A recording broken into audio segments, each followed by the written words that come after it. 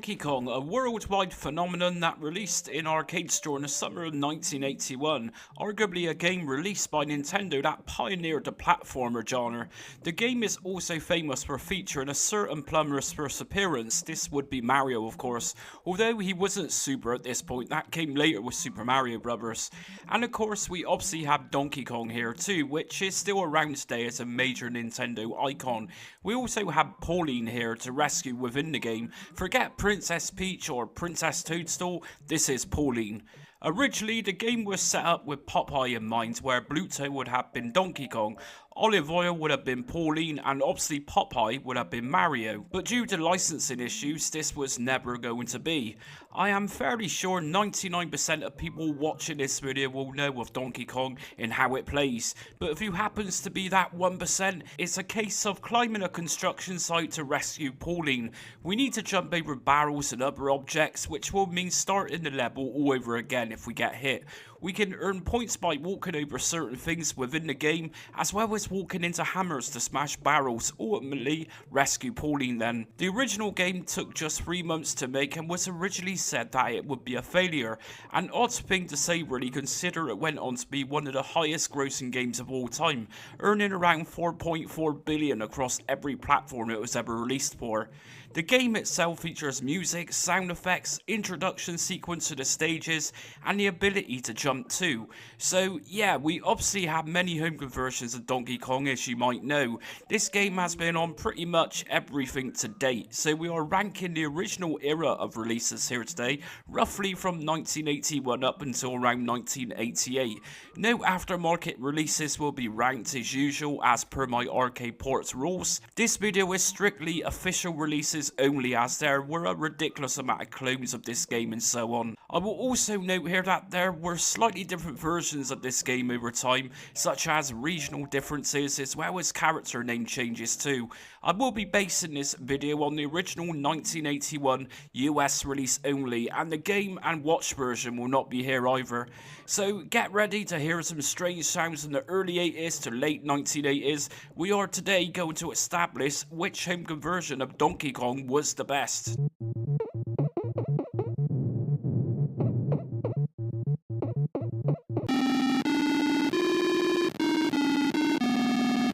Atari Soft brought us Donkey Kong for IBM PC compatibles in 1983.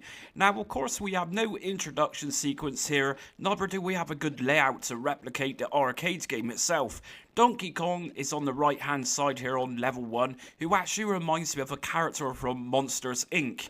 I can't really say that the colours used are any good here because they're simply not, and considering there was other versions on different platforms that released around this time and even before this one, this was fairly shoddy. Mario did not stop. Once moving left or right, he would continue walking. To stop him from moving, I'd have to jump, and then at that point he would stop. Also, by moving the joystick up or down would bring Mario to a halt. When Mario moves, I was thinking how much he resembled Mr. Bean dancing, swinging those arms around, grabbing the hammer and waiting for it to stop seems like a lifetime in this version. It's got a terrible opening sound to it, and Pauline doesn't have text above her either saying help. It's just not a good version at all. The music that starts the game was terrible and sounded really depressing, and sound effects here was really bad too. We did, however, get an animated Donkey Kong throwing barrels.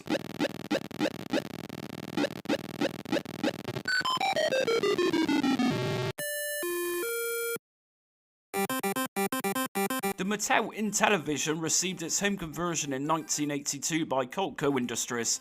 This is a very blocky version of the game, as you can see, but given this is being played on a 1979 home console, it's to be expected really. Push that to one side. Is the game mechanics good here? Well, yes, they aren't too bad. Mario's jump height is fairly good compared with other versions, and he does respond well to controls. Of course, there isn't any music here, and the extremely rudimentary sound effects. Donkey Kong is animated, as you can see him throwing barrels down at you through the platforms. Of course, the speed of this game is fairly slow in comparison to other versions of this game on different platforms. And it doesn't present us with a love heart once we make it to Pauline. It will give us a quick beep sound of level completion and just move to the next stage. We also don't get an introduction to the game here either.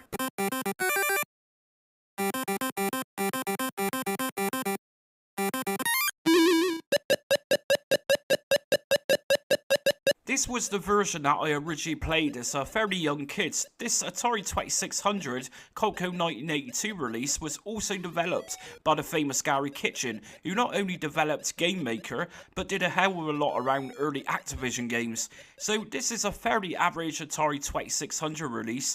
We plug the cartridge in and we just see the gameplay screen and move the levers on the console to change difficulty settings as usual. I haven't played this version in years, but it soon came back to me that Donkey Kong here kind of reminds me of a gingerbread man, and the barrels look like cookies being thrown. One thing that I noticed straight away is that Donkey Kong is actually positioned on the correct side here, unlike many other versions doing it the other way round. We get no music whatsoever here, it's just sound effects, which aren't too bad I suppose for a 2600 game.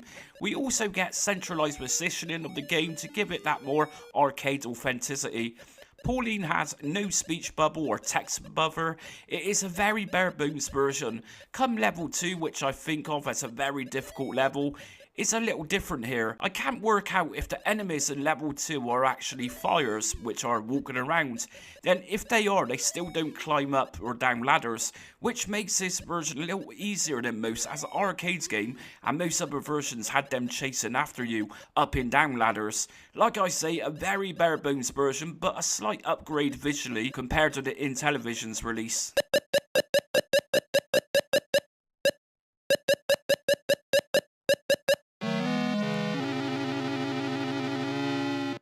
By far, the 1986 Ocean release of Donkey Kong for the ZX Spectrum was the most very irritating version. Firstly, I understand the ZX Spectrum couldn't help color clash much, but when fires are climbing up the platforms, it normally sticks out a mile because of the colors. Here, as they climb up the ladders, they merge into the white, and they can be almost invisible to see until it's too late.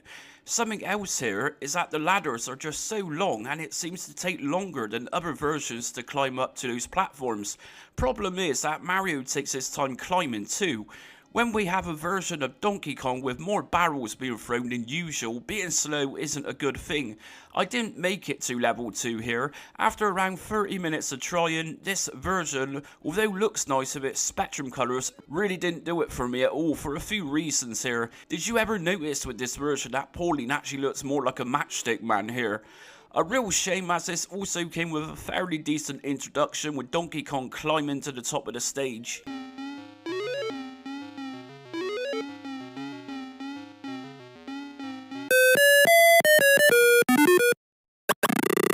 Atari Inc. released this Apple II version's 1983 port of Donkey Kong. This version doesn't look bad. Obviously, it was designed as a full-screen version. It controls fairly well. Jumping is a little peculiar here. Although he jumps over obstacles just fine, it kind of looks like you're jumping, and then through mid-air, it auto-jumps again. Something just wasn't right here with this. Again, Donkey Kong is situated on the right-hand side, which many versions did, but we do get fairly good scrolling action here. There doesn't appear to be any slowdowns even when playing level 2. On second inspection with this release and the DOS release, both appeared to be used in the same look for when Mario's walking, or rather doing that Mr. Bean dance.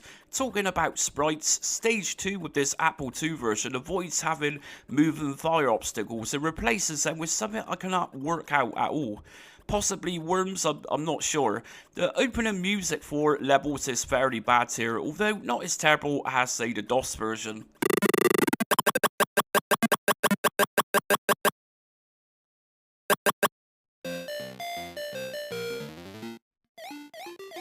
The Atari 8-bit computers got a fairly good home conversion in 1983 when Atari Inc. released it. Firstly, we have some faithful sounding music, which sounds like the arcade game, complete with sound effects which also sound very good here too. It also plays, or rather controls nicely too. Donkey Kong again is placed on the opposite side of where he should actually be. I am sure at this point that coders were doing this for a reason, but I cannot think why that would have been. However, Donkey Kong is animated really nicely here, chugging down his barrels. The sound effects for smashing barrels also sounds good, as well as jumping over obstacles. One thing with this port is that, as you can see in the gameplay footage, this is a very fast version compared to everything else in this list.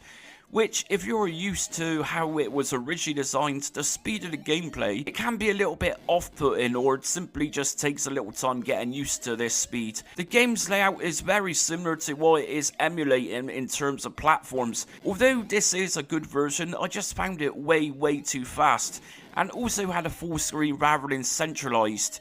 The colour palette used was on the brown side too. I will say though that when Donkey Kong falls from his spot during level 2, this actually looked fairly good. Not all versions did this.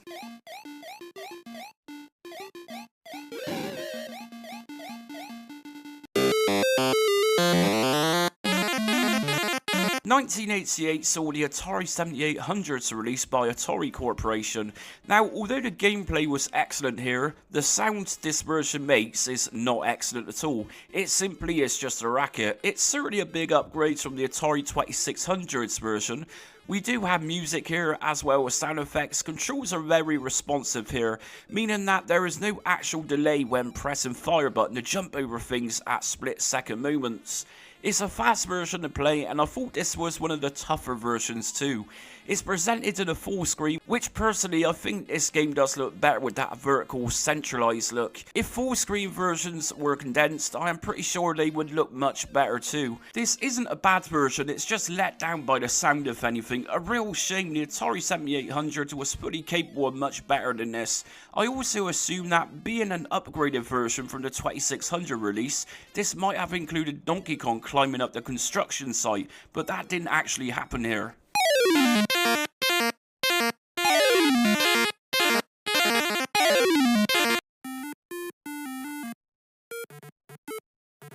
The TI-99 or Texas Instruments 1983 release by Atari Inc. wasn't actually that bad. We get a very basic start screen with no sound. We also get no introduction to levels either here, but this is nothing out of the ordinary for older systems, obviously that is. Making changes to preserve space was priority. What we do get though is a very good version of Donkey Kong here. It is certainly a very colourful game and responds nicely to controls too. When Mario jumps, we have enough room to actually jump over 2 barrels, so no issues with jumping height at all here.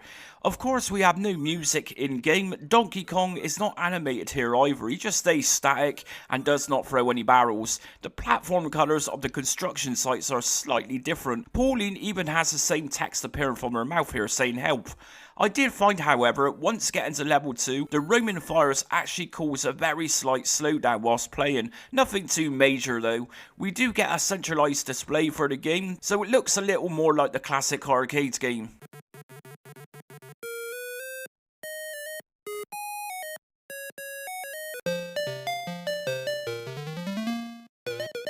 Next up, we have the ColecoVision 1982 release. This version of Donkey Kong was actually a packing game for the system on its release.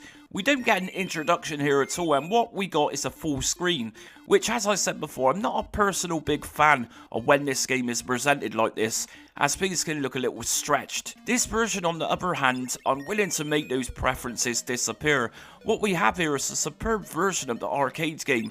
Mario is nicely detailed. Although the TI-99 release had this, the ColecoVision game does it better, and we no longer have dull colours.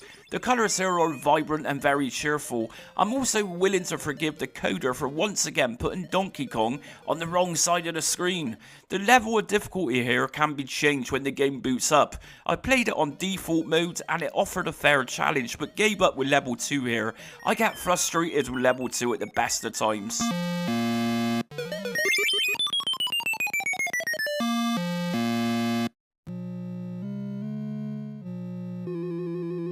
The Commodore 64 received 2 versions of this game. This 1983 version by AtariSoft was a very early game for the Commodore 64, which at this point was around a year old. This is a really nice version. It was difficult placing this conversion, as I personally prefer the vertical central look, and this one has a full screen of course.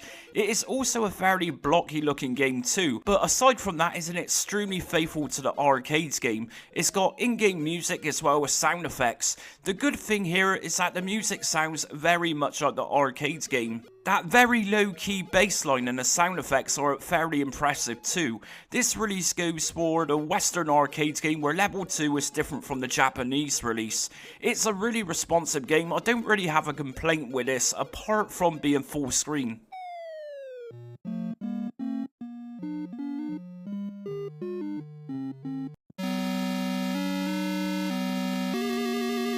Although the Ocean Commodore 64 conversion is a little duller on colour usage, which is common practice for Commodore 64 games, everything else is here that the arcade game had. This released in 1986 and it follows the Japanese structure of the game where level 2 is different from the US release. As a game itself, it's a really good version of it. It's just one of a few versions which actually features the full animation of Donkey Kong climbing and jumping across the top of the platform to take his position when the game starts. You can also see that there has been attempts on the first level platforms to give it the same colour as the arcade game, where two colours have been placed beside each other to make this look right.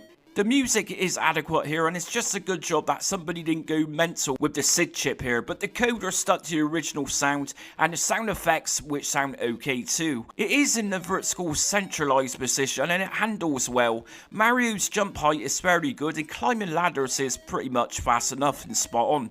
Yeah, it's a good version for sure. I put this one over the Atari Soft release for a centralized look. Both releases for Commodore 64 were equally as good in different ways.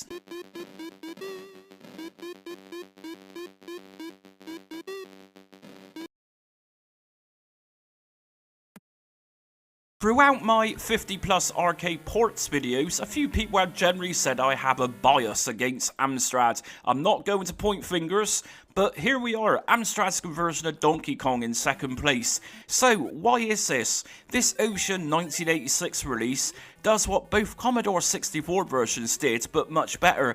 Controls feel much tighter here, and the colours are obviously brighter too. And of course, Donkey Kong originally, although black in backgrounds, had very standout and colourful platforms, and that's where Amstrad's colour palette comes in handy here. It also runs nice and smoothly too, which is surprising for an Amstrad CPC game that normally slugs along in comparison to other 8-bit computers of that era.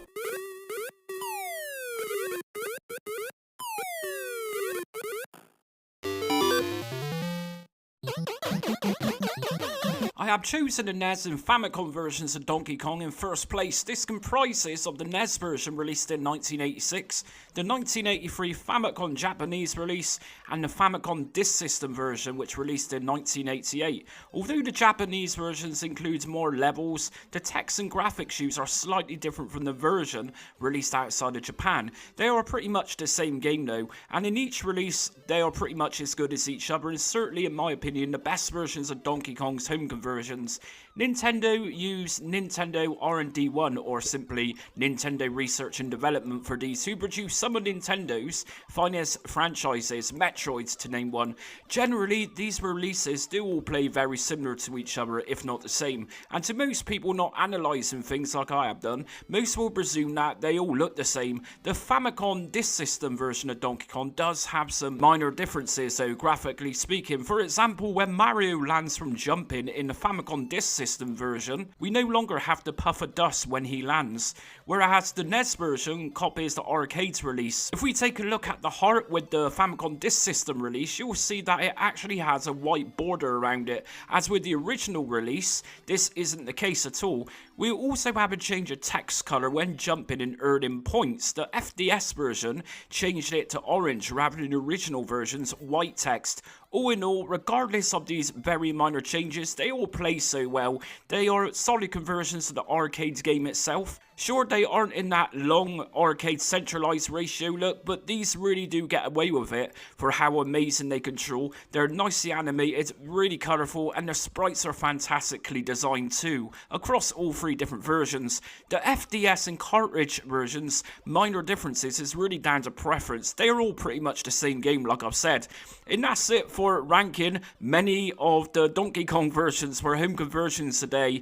I have likely missed out a couple, so apologies if I've not included those, but as I said at the start of the video, Donkey Kong has a lifetime of different versions, clones and everything else, so hopefully I've covered all the major releases here. Which version of Donkey Kong did you play? Would you like me and experience it first on the Atari 2600? Let us know in the comments, and do you agree with Nintendo, FDS and Famicom and NES releases going in first place? Anyways, until next time, thanks for watching.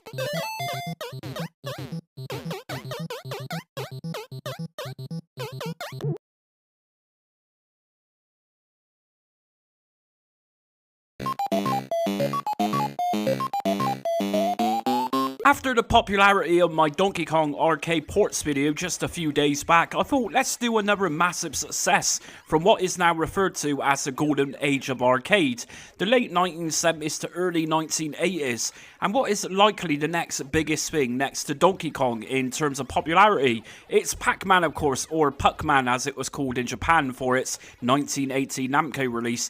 For North Americans, you have seen Midway on arcade machine cabinets back then. This was part of the Namco licensing agreement.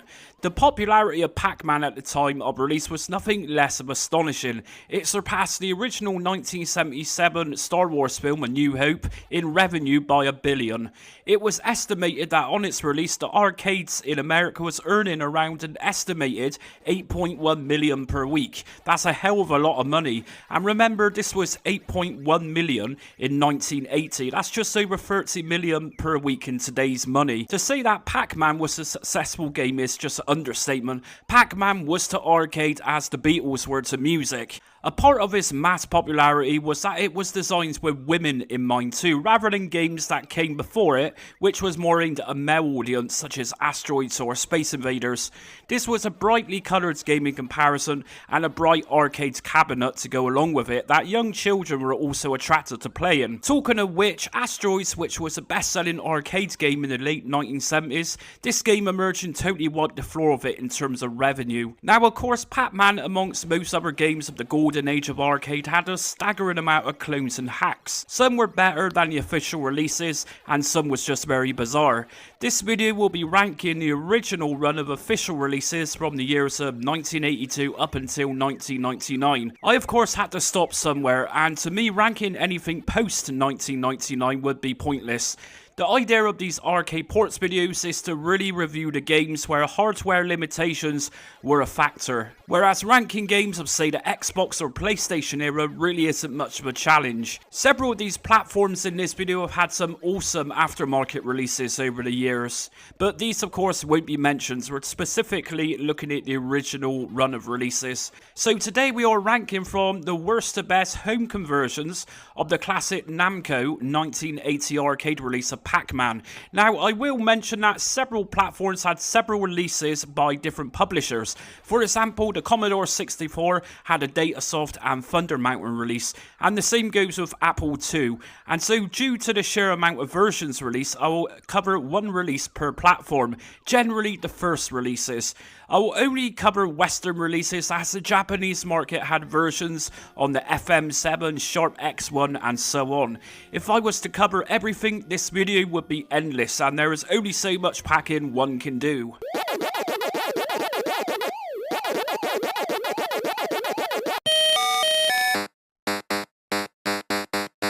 If you know much about the different arcade home conversions of Pac-Man, then you won't be surprised to see the Atari 2600's 1982 Atari Inc. release as the worst version in this ranking video.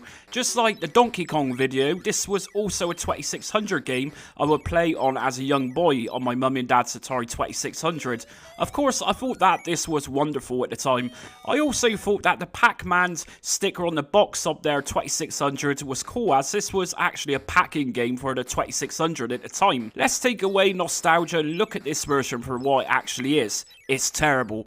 It is just horrendous. Let's begin with the bad things then. Of course, this isn't a centralized or even vertical looking game. It is a full screen affair, but in its defense, many versions, home conversions that is, were pretty much in this format. We have no introduction to the game, but to be fair, this was normally the case for Atari 2600 games. We have no music here, just some really bizarre noise as the game starts. Collecting the dots sound awful. Talking about dots, these don't even look like dots. In fact, some of these are actually joined together. We have flickering ghosts rather than the 4 different colours. I am not sure if these flicker because of bad programming or flickering to give a ghost effect. Either way, they look terrible. After finishing the second stage, we get no Pac-Man animation like the arcade game had. It's not good, it's just diabolical. And to think I once played this with one of those original Atari red button joysticks, which was stiff enough anyways. Regardless of how bad this version was, it still managed to sell over 7 million copies in its day.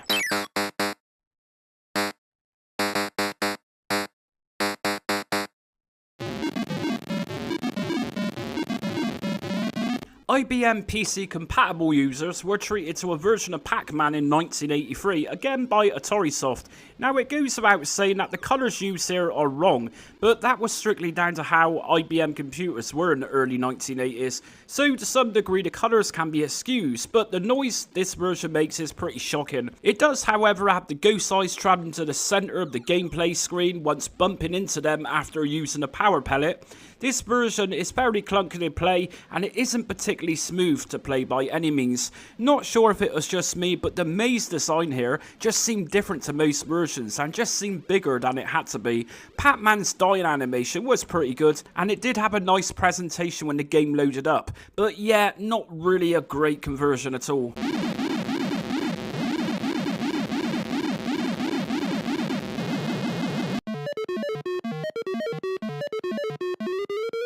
The Commodore VIC-20 received its Pac-Man port in 1983, again by AtariSoft. Although comparing this with the pitiful Atari 2600 version, then this is leap years ahead. But it isn't a great game by any means. Firstly, it seems that starting the game, Pac-Man will automatically move to the left, which is very annoying, as many times the ghost will be straight onto you as the centre is just above. Controlling this version seems very clunky too, and there is a fair issue here with frame drops. It just clunks along. The main issue here is that the maze is small. Pac-Man and the ghost seem way too big for it. It just doesn't look right. I also found that eating power pellets will seldom work when bumping into ghosts. It seems that in this version, being invisible against these ghosts only works when it wants to work, which I found myself dying a lot here. We do have a fairly faithful opening tune to the game, but the sound effects are pretty noisy to be fair. Also, when bumping into ghosts after eating a power pellet, we get no eyes which travel to the centre of the maze. We also get no cutscene after level 2. Yep, definitely not a great version which has a fair amount of sprite flickering too.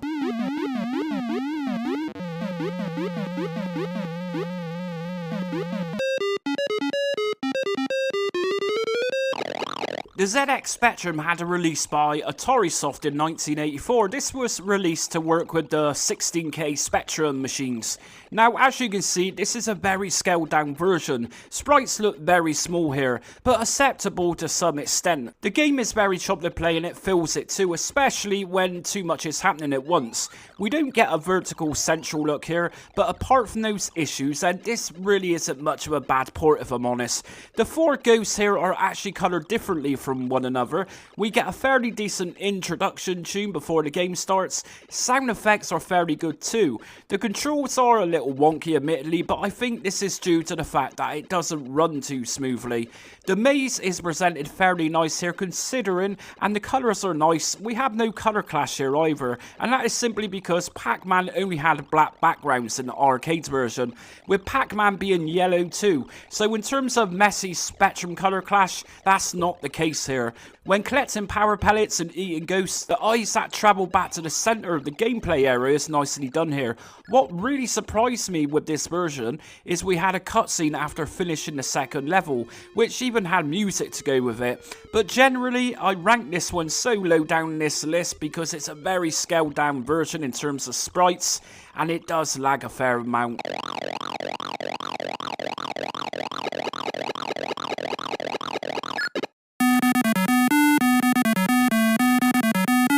Although we we have a nice attempt for the arcade maze layout with this 1983 release by Atarisoft for the Apple II.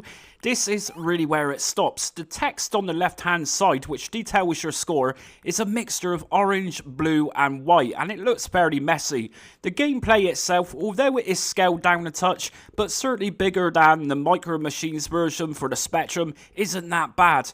Sure, the ghosts here are bizarre colours, but they do have their own colour representing their character names in the game. They do look very chunky admittedly, but the scrolling here is actually fairly good in comparison to other versions where it was undeniably choppy. Yes, it's not perfect, but we are heading in the right direction in that department.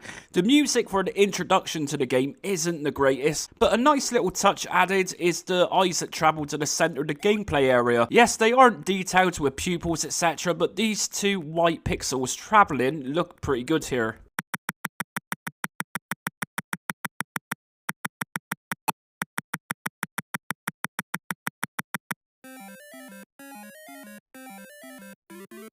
Next up we have the Texas Instruments, or just TI-99, Atarisoft 1983 release. Now by far this is one of the slowest versions of Pac-Man on any other platform in this video. It's really slow and getting through a level seems to take quite some time. Even when we die, instead of a millisecond to load up the play again, this leaves us with a black screen, which takes a few seconds longer than any other version in this video. It's a real shame because this version looks the part, to the extent that eyes travelling to the centre screen are actually done correctly, where they have pupils and not just a couple of pixels. The colours used are nice and bright, and the maze layout is fairly nicely done. It's really not a bad looking version at all, and it's very responsive to control. It really is just being let down by that slow pace. We do get a level introduction theme to it too. Although it's not the best sounding version, it's still something.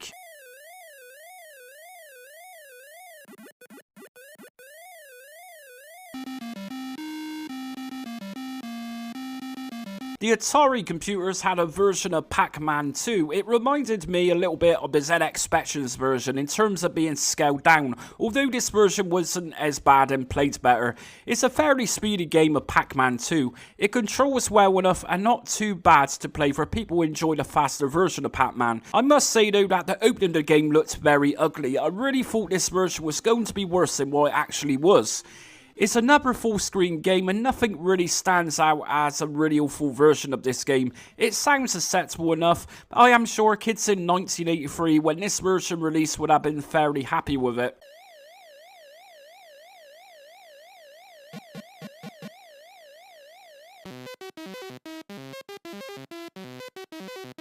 Released in 1983 by Atarisoft, the Commodore 64 had a version of Pac-Man. Is this a good version for the official Pac-Man release?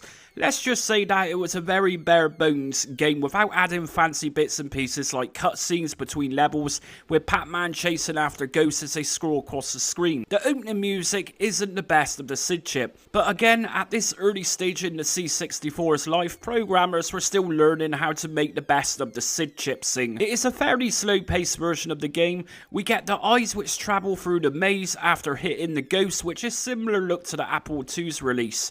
The maze sizing and sprite size are fairly good here and not overly pixelated either, or even rough around the edges as some versions have had. It's not a perfect version of the game at all, but we are getting there. I think if this version followed in the Apple II's vertical centralized look, this could have been much better visually to look at. We do at least have 4 different colours though for the ghosts, even if they are slightly duller in colour.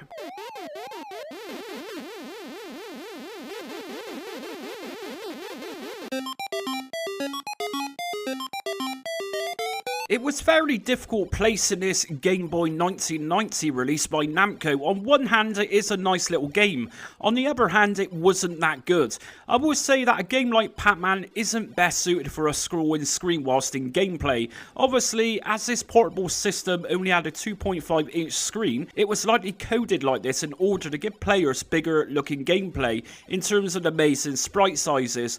One slight issue is that when exiting the maze from the left or right, because we cannot see what is on the other side of the screen when we re-enter the gameplay area, we could easily get caught by a ghost that is waiting there for you. We do have an option at the start screen to change it into a full screen mode, and as much better as this is playing it in 2025 on a full screen where the image is bigger, playing this originally would have been microscopic. The stupid thing is that the default scrolling screen has a rectangular block on the right hand side to display its scores. This could have been removed to give us an overall better look. The music and sound effects are excellent, and this also features a nice animation after level 2 is finished. Of course, we also need to take into account its monochrome display too. Having said that, this is a highly polished game and it looks like a quality release too, to be fair.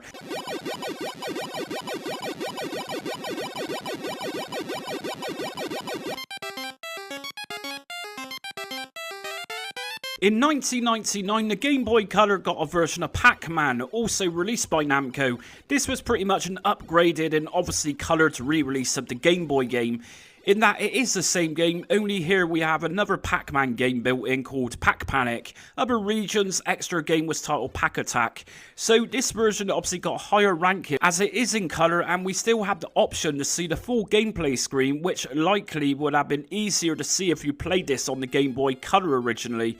If you had an original Game Boy back in the day like myself, you'll remember how hellish screen blurring was and having to find the correct lighting conditions to play this in. We did have add-ons like clip-on magnifying glass and so on, but that's besides the point. I think Game Boy's version of Pac-Man wasn't really too well thought out.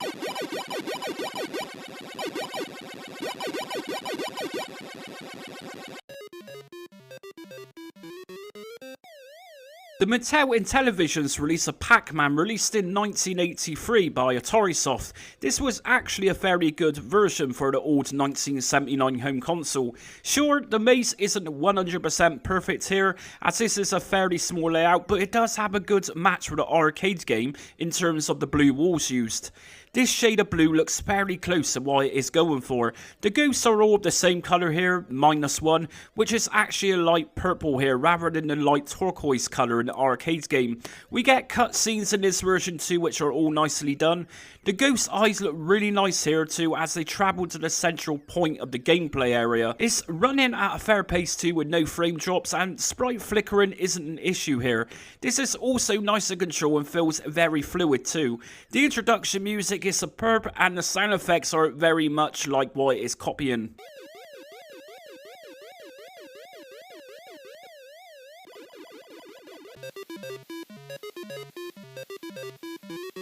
After the disastrous Atari 2600 release, Atari released a much superior version for its upgraded console in 1983, which was for the Atari 5200, or known as the Atari 5200 Super System. This console was considered a flop after being discontinued in less than 2 years of its initial release. But it did have a great version of Pac-Man, and for those who upgraded from the 2600 would have been super impressed with this release at the time. This version is pure quality and glides along with ease regardless of how much is happening on the screen at any one time. It's a very colourful version, and the colours of the ghosts are looking more like the colours used originally in the arcade game. The only odd one out here is the green ghost, but we still have it green, just a different shade of green.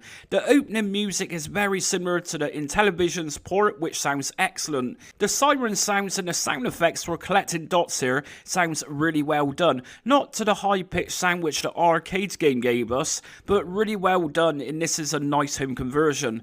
Of course, this takes on the full screen look rather than the vertical look, but it's still a decent version. I highly recommend checking this one out.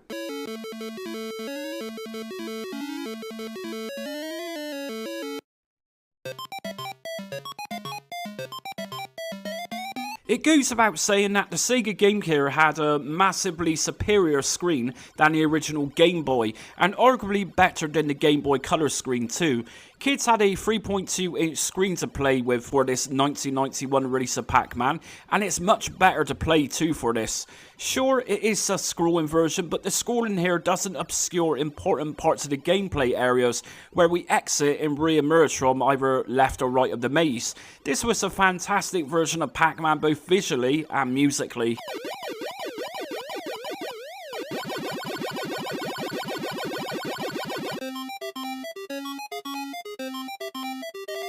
Again, just like the Game Boy and Sega Game Gear releases, this was obviously a portable edition of Pac-Man for the Neo Geo Pocket Color. This version was leap years ahead. The Neo Geo Pocket Color had a screen of 2.7 inches and a screen that was brighter to see and a little more clear too compared to the say Sega Game Gear. Although the screen was smaller than the Game Gears, the conversion here was nicer to play, and of course this handheld screen was more of a vertical style screen compared to the Game Gear's full screen display.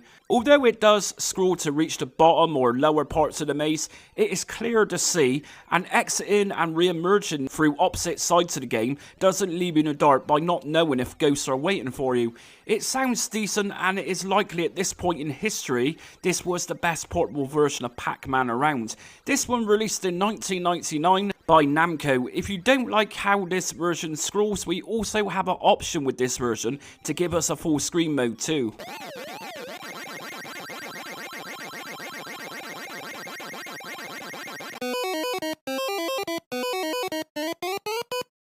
So for a couple of honourable mentions before we reach number 1, Amstrad did have a game which was initially known as Pac-Man, but due to copyright issues, the name was changed to Snapper. This released in 1982 by Acorn Soft. It's not a bad 8-bit computer version of the game, but features no cutscenes. I would have easily said this was better than the Spectrum's version.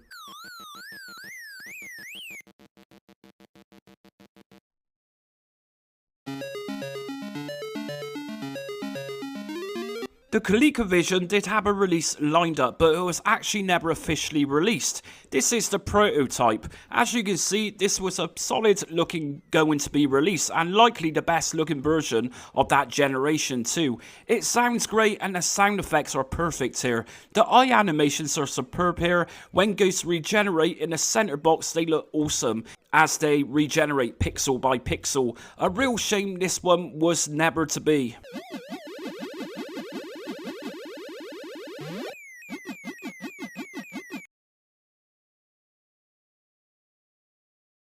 And in first place, I have decided to put the 1987's Tengen release of Pac-Man here for the Nintendo Entertainment System. I think this is the best in presentation and quality. This looks very much like a quality and premium game for this system compared with other versions in this video. The game isn't centralized in the middle of the screen, that is, but it is displayed with a vertical look rather than a full screen that many platforms ended up with. The colour of the ghosts here are all the same -1, and it happens to be the green ghost. It is very likely that this system did not have a colour on the palette as of the same shade as the arcade game itself. Remember, systems of the 1980s were limited with colours, especially 8-bit systems like the NES. This version is smooth to play and suffers absolutely no frame drops whilst playing it. The music and sound effects are likely as close to the arcade original as this could get. Most versions could not quite reach the high tones of that tune. The eyes in this version look awesome. They kind of leave a slight blur behind them as they are whizzing back to the centre of the maze. The few colours that are used here are bright and vibrant. When power pellets make the ghosts change colours, the NES does this extremely well as they flash. The opening to the game even looks awesome as the Pac-Man logo scrolls upwards. And that is it for today's ranking all the various ports of Pac-Man. Right now I'm utterly packed out and there's going to be no more Pac-Man for me for a while. So which version did you play as a kid?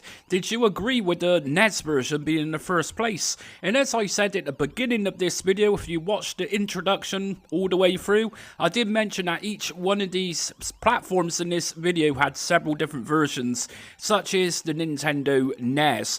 But by covering everything, I would have lasted a lifetime more than likely doing this. But anyways, as always, comment in the comment section and let us know which version you grew up with and if you would have ranked NES in first place. Anyways, until next time, thanks for watching.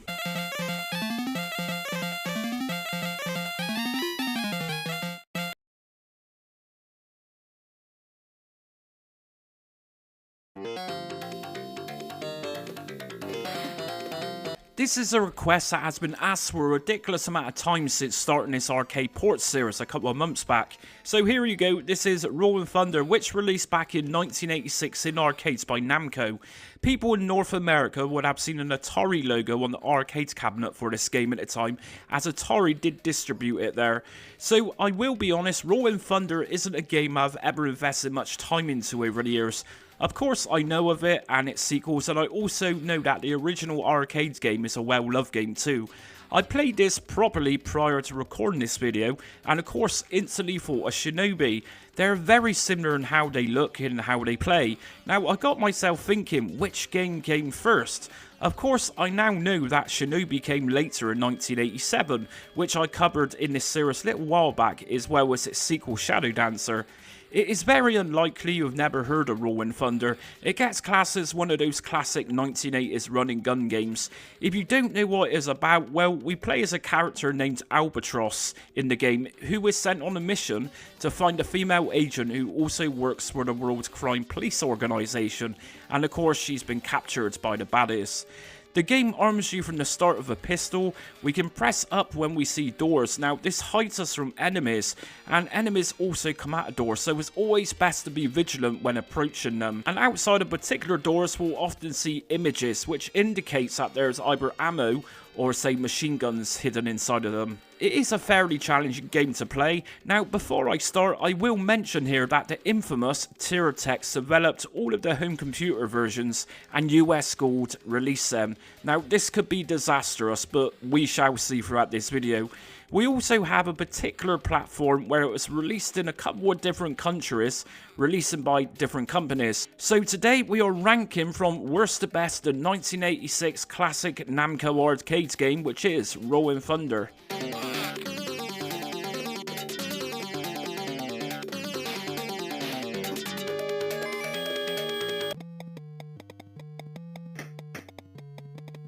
Something seemed off in this Commodore 64 version. This is Rolling Thunder Doorless Edition. So what can I say? This looks terrible, but let's remind ourselves who actually developed this. Need I say more? So we have no railings here, and so the cool animation of jumping over railings is gone entirely here.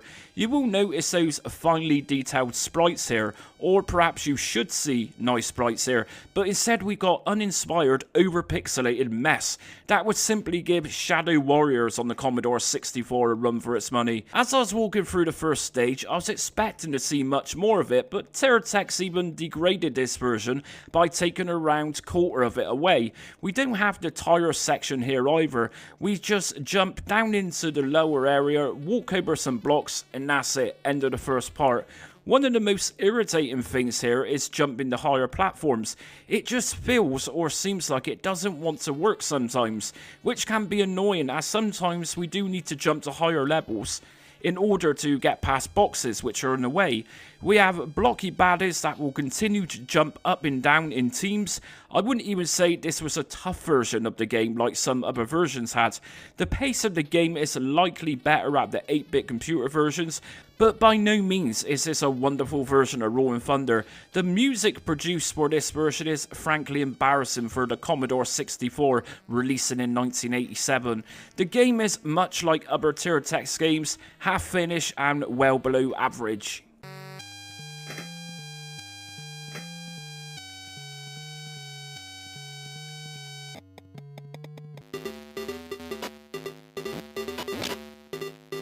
Let's be fair, Rolling Thunder is a fairly challenging arcade game, even with the game running at full speed. Meet the Amstrad CPC home conversion. This one released in 1988. I'm actually going to cut this version some slack. As we know through the many arcade home ports that I've covered in this series, the Amstrad CPC had many sluggish games, and in some cases just felt and looked like ZX Spectrum hand-me-downs. So sure, the frame rate here isn't the greatest by a long shot, but I guess the gameplay after getting used to this slow pace isn't bad. I mean, as a game itself, it is playable, just choppy. It's a brightly coloured version, that's for sure, and there is no denying it looks like Rolling Thunder, but just an 8-bit version of it. It's not perfect though. I found it a little troublesome jumping up to higher platforms and sometimes jumping downwards too. Rolling Thunder without a doubt is a type of game that needs much faster gameplay, and this can be seen here when gangs of enemies get together and will kill you immediately as your control response is slow due to how slow this version is. As long as you play this game relatively slowly yourself, then you should be fine here. One particular annoyance here was attempting to shoot down an enemy who hides inside of the tires. It's normally a case of jumping on top of the middle of the tires, ducking and shooting to take that enemy down. Not here though, you can't seem to do this with the Amstrad version. Sprites in this version aren't too bad, jumping animations are fairly good here. The music isn't quite there with this version, it sounded a little depressing, but we have sound effects which aren't too bad. The starting screen of the game isn't really too bad either.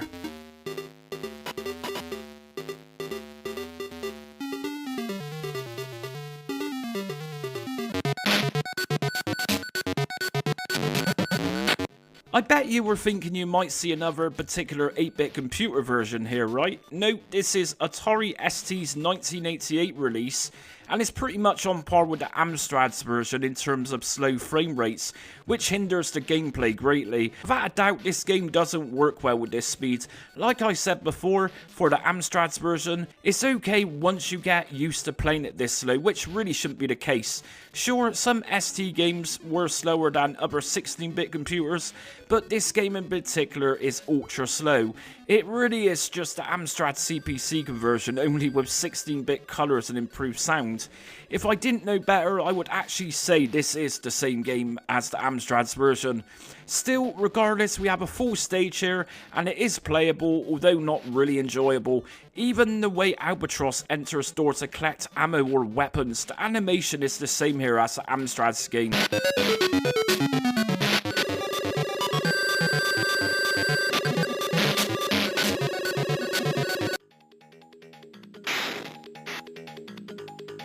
Very unlikely one of the worst Commodore Amiga arcade conversions of all time. As you can see here, not only does this look as slow paced as the Atari ST's version, but I'm actually convinced it is the Atari ST version, only better coloured and improved sound. In other words, a direct port of the Atari ST game, or vice versa, I'm not sure of that. Either way, the only reason this is above the ST's release is because of the brighter colours and better sound. This is a slow to play and just isn't much fun at all, pretty much like everything else so far. Something I will note here, just like the ST's version, both will prevent you from shooting, or at least really slow down when there's too much happening at once on the screen at the same time. As poor as the Commodore 64 version was, even that could manage to do this better. Even the enemies here are all the same colour. I might have thought that for older systems like the Amstrad CPC or even the C64, but for a 16-bit computer like the Amiga, this game is extremely poor. It's also likely the worst Amiga arcade conversion I've ever covered so far in this arcade port series. You know, these 16-bit computer releases originally cost $24.99 in the UK on release. With today's inflation, that would have cost just under £70. If you paid for this release at the time, I bet you would have been very angry. I know I would have been.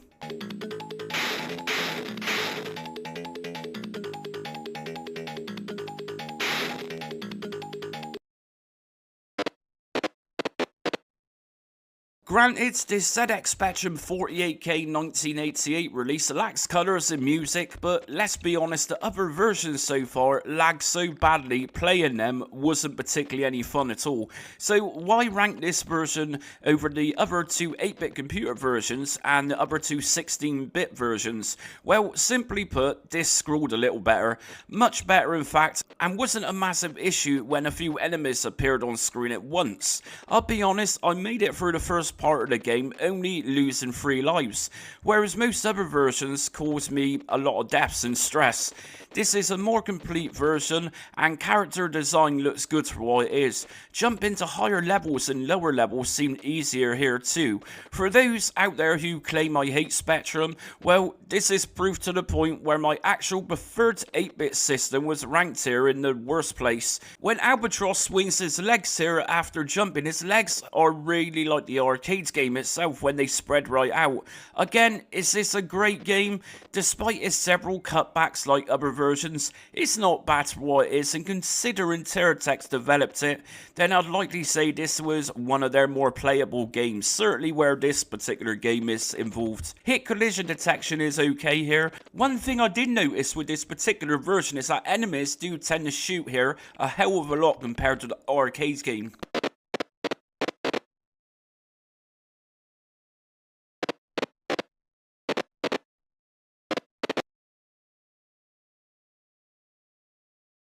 From the absolute nonsense that Teratex developed with US gold releasing those games, we actually got a fairly decent version for both the Famicom and Nintendo Entertainment System. Japan's release was by Namco, and outside of Japan it was released as an unlicensed version of Tengen. They are very similar. What you see in the gameplay is the Tengen release. This was like a breath of fresh air to play. No longer do we have a version which slugs along. No longer do we have a version without doors. This is clearly the winner for many reasons. Firstly, the music here replicates the source material very well, and the sound effects are just as good too. We have different colours used on enemies, which indicates to the player that certain enemies only take one shot to kill, where other colours indicates a couple of shots. If you take a look at enemies dying in this version, you'll actually see that they evaporate into the ground after you shoot them, just like the arcade game. This is easy to control, and when using a machine gun, once finding it, this looks like you're actually using a machine gun. It is brightly coloured, and jumping up the platforms and jumping to the ground is simple here. Truly is the best version of this game, full stop. And that's it for ranking the various different versions of Rolling Thunder today. A lot of you likely will be shocked that Spectrum ranked so high. Like I say, none of those Teratex releases was particularly any good, and the Spectrum game itself was literally put in that particular place because it just scrolled better. But anyways, which version was you let down with back in the day? Did you actually enjoy this game on your home micro at the time? Or do you agree with me that the NES or Famicom versions deserved first place? Anyways, as always, thanks for watching. Until next video comes along, stay retro.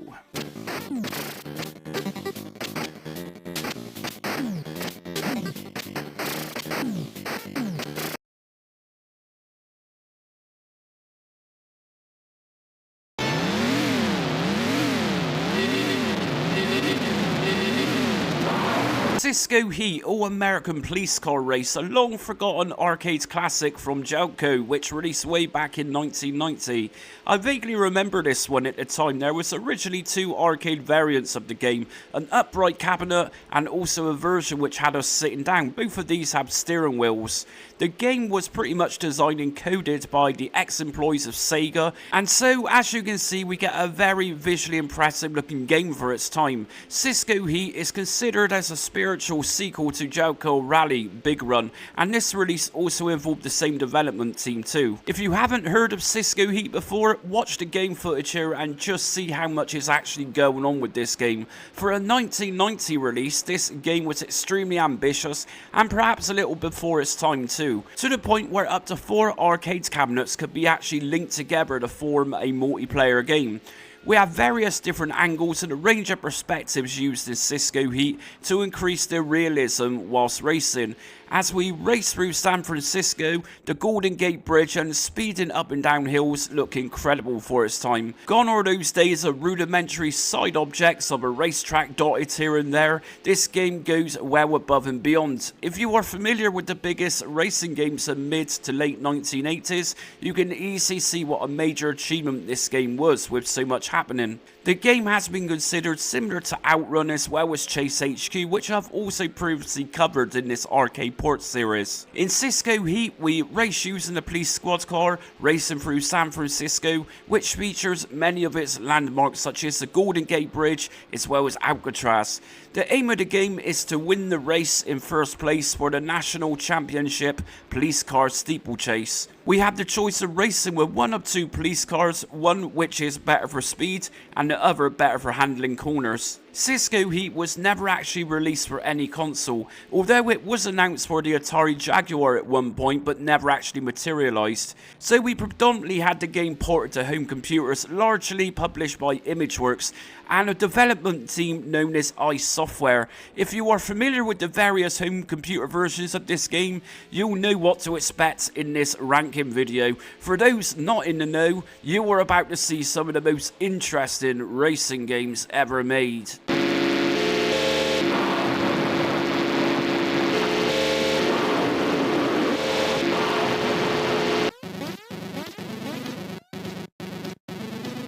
Where do I start with the 1991 Imageworks release of Cisco Heat? I mean, come on, just look at it and I really don't need to say much about it. When I did the arcade ports episodes for Chase HQ for Commodore 64, I was convinced that nothing else could top how bad that port was. Then we have this game. We will start with the music then. It's just the noise, which is on a constant loop to the point where it just becomes irritating after a minute of playing it. And as for music, the arcade game doesn't even appear to have in-game music. As for the pace of this version, I don't even think choppy is the word to use for this game. When steering left and right, if that's what you want to call it, we don't have much depth of the police car, and it is fairly sluggish to control too. Passing cars look just like boxes. It seems that particular vehicles such as lorries are invisible to us here at times too. We have no extreme corner turns here, the depth of the road and the oncoming hills and downhill effects don't exist here, not really. If you didn't know, you wouldn't realise you was even playing a version of Cisco Heat. Sure, the Commodore 64 was totally underpowered for taking on a home conversion of such a complex racing game, but good lord, many arcade games for 8-bit computers made cutbacks but still remained faithful and even recognisable of the source games they were copying. This game is just absolutely shameful. To think in 1991 we had Turbocharged releasing for the Commodore 64, which is considered one of the best racers for this platform, and just a year prior to this trash, Commodore 64 also had a very good port of Chase HQ too.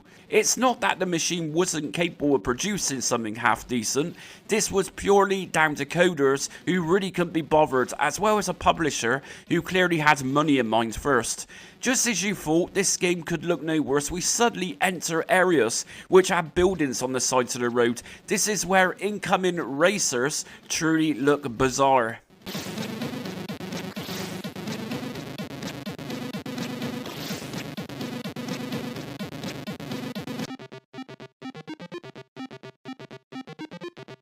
It's at times like this where I really don't know how to rank two particularly bad versions of a game. Although this is a terrible version of Cisco Heat for the ZX Spectrum, at least it looks a little faster when moving, but this comes with a compromise of looking so ugly and having a very big colourful border and fairly small gameplay screen. Once again, we have that godforsaken music repeating over and over again. We have fairly bad control mechanics, which seem to have latency issues when turning either left or right. Another issue with this Spectrum version is rather than crashing into a car and coming to a halt or even flipping over, this game will just keep you bashing against another racer constantly. Once we do crash and flip over, you can truly see the magnitude of the ugliness of this version. The detail for the player's police car is just so badly assembled you can see the green road. Yes, you heard it and you see it. The green road is actually inside of the car itself. We can even see the black lines of the roads through the police car itself. I mean, come on, this is just so terrible. Remember my Chase HQ video? Do you remember the ZX Spectrum had one of the best versions of that game? Chase HQ released in 1989. Now, this nonsense released in 1991. Like I say, this is actually no better than the Commodore 64 version. It ranks here because it needs to be ranked somewhere. And if anything, the only thing that it has going for it is a slightly faster frame rate and jumping over hills, which doesn't really look that great anyways.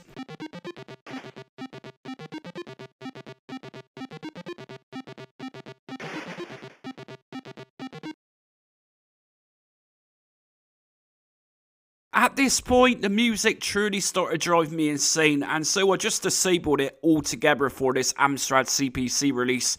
So as you'll see, this looks much like the ZX Spectrum's version, but only in colour, and a massive upgrade visually speaking to some extent. Is it good? No, it's still a shockingly bad version. It roughly moves at the same speed as the Spectrum's conversion, and still has the bad controls. Like I say, I'd imagine like for most Amstrad and Spectrum arcade conversions, this was a port of Spectrum's game to Amstrad or vice versa.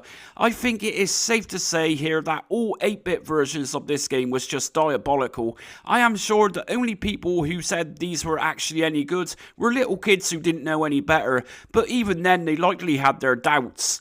I just don't get how people with programming knowledge were happy to release these pitiful games. I mean, surely, if you were hoping to progress in the games industry, how could you seriously put on your CV that you were responsible for coding such awful games like this? I mean, it would likely be pointless in even going for an interview, surely.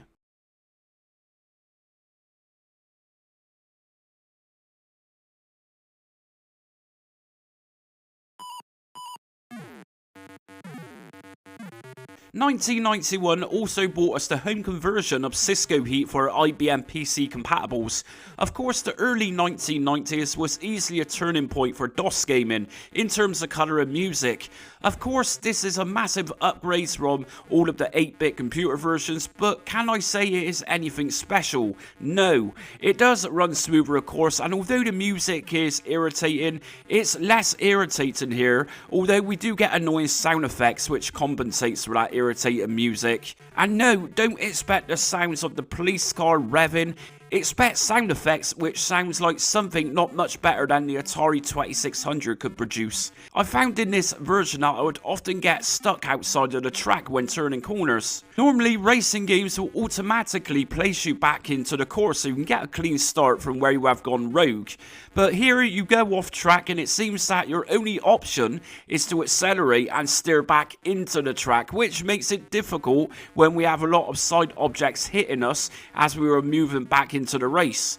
Of course, the game track itself just looks messy. There isn't a very clear picture of where it is you're going. The track isn't consistent. Control wise, it's okay, but given this version is so terrible, having responsive controls doesn't really matter because it's such a difficult game to play in the first place. There is depth here when we see upcoming hills, but just like most other versions, it doesn't translate very well at all to home computers. I am sure that even one of the most gifted programmers of this era would have found this game exceptionally difficult to port, because there is just so much going on in the original arcade game.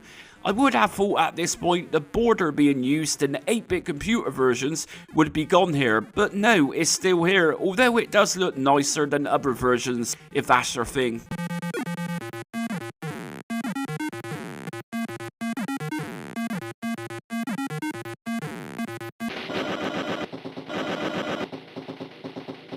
If you don't know much about 16-bit computers, then don't let this Commodore Amiga conversion make you think this is the best it can do in terms of racing games. Now, Lotus was released a year prior to this trash and easily wipes the floor with this version. For those of you more knowledgeable with 16-bit computers, and specifically the Commodore Amiga, you will likely agree with me this is a complete shambles of a conversion. Sure, it is an upgrade visually from everything else so far, although it is missing a lot of scenery, but this can be forgiven as games like this often had cutbacks to make things run faster. I really think though, after playing this version, they should have just cut back the entire idea of even porting this full stop. It's way too choppy to really be enjoyable, and when you think you are getting somewhere, some annoying object in the middle of the road hits you over. Turning in this game is fairly terrible. There really is no sense of enjoyment with this game. It's just so awful. You might have thought we would have had extra features for a 16-bit system, such as sirens. Not with this version, you don't.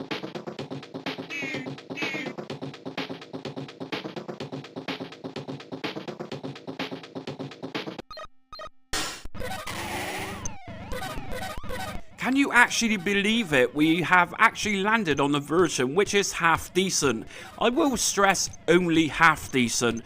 and that is a comparison to everything else in this video. Now, firstly, the music is a major upgrade from everything else too. Even sounds better here than the Amiga's version, I think. It's got a nice beat to it. Sadly, it is let down by breaking sounds, which sound like a clown which has just had his nose squeezed. There is actually police car sirens here too. The game visually for the ST is very similar to the Commodore Amiga's version, and the scroll and pace of the game is also slightly better too. Is it perfect? Well, no, but it is at least playable and partially enjoyable to some extent, if enjoyable is the words for Cisco Heat arcade home conversions. When coming down over hills, the distant track looks very good, and when taking those sharp corners, this can also look good at times. I can't say it's really good to control because it really isn't. Driving past the Golden Gate Bridge and the crowd of people at the start of the game doesn't look too bad, and although it's very cut back, we do get a choice of 2 cars to use here, which the player can choose before the race begins. And that's it for ranking every home conversion of Cisco Heat today. Now let us know if you got fond memories of playing this game. Maybe you actually liked it for the Commodore 64. Maybe there's just a minority of us which thought the Commodore 64 version was a shocking game. I'm not sure, but comment below and let us know your memories of playing this game. Do you actually agree that the Atari ST was slightly better than the Amigas? Now, like I'm saying, by no means was my Atari ST pick for first place any good, because it wasn't. I don't think this game had a good home conversion, full stop. But anyways, until next video comes, thanks for watching.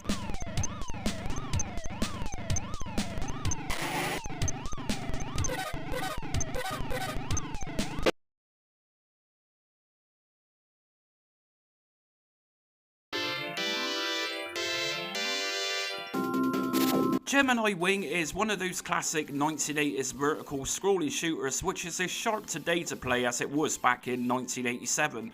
This cute shoot 'em up was released for arcades back in 1987 by Tecmo. Tecmo produced some of the best arcade games, including Riger, which released a year prior to this game. Of course, the 80s and even 90s was full of scrolling shooters, so what made this game, Gemini Wing, so different? Well, if you are a fan of the genre like myself, most shooters of the decades were space orientated, either with black backgrounds with twinkling stars or at least backgrounds which represented dystopian futures. Absolutely nothing wrong with this style, but what happens if you fancy the cute 'em up? Again, in 1986, Sega's awesome arcade game Fantasy Zone released and to some extent gave the genre a standard or framework at least to work from. How could blowing things up and shooting things be so cute and bubbly? A bizarre concept at the time, but this works very well nevertheless. You either like cute 'em ups or you find them patronising. I think it's a Marmite subgenre of the shoot 'em up category. I personally like this style as much as regular space shooters. Of course, since the release of Gemini Wing, cute 'em up games have been in plenty, but back in 1987, the world was still relatively new to experience this style of game. The game isn't as difficult as some shoot 'em ups of the 80s, but still gives a challenge at certain points. We control a futuristic gunship in which we need to shoot down insectoids in order to save the world from them taking over completely. We shoot them down using a pea shooter, and so precise accuracy is needed to shoot down enemies here. We also have various gunballs we can collect, which gives the player various upgrades, such as one-time only attacks or even speed ups. We can normally get gunballs when enemies are flying around with them. We are met with boss fights at the end of stages, which of course goes without saying, this is a shooter after all. Virgin Masteronic released every port in 1989. There was also another version released for Japan, which I will cover in this video.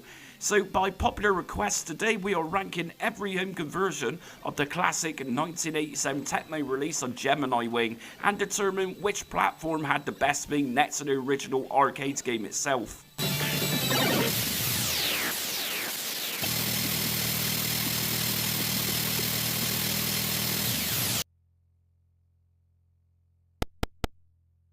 I have covered MSX many times in this series, and it's generally the case, especially MSX games produced in Britain, that users would get direct ports from the ZX Spectrum most of the time.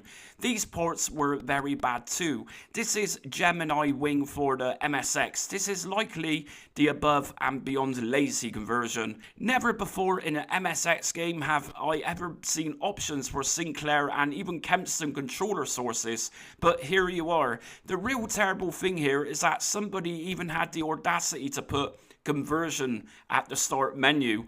As you can be assured, this game looks like a ZX Spectrum game, and yes, it runs incredibly slow with no music. I am actually wondering if the developers behind this were even aware that they left Kempston and Sinclair on the controller selection screen, or did they realise this and just didn't care? Really though, some of these European MSX releases were utter shockers compared to the releases coming out of Japan at the time.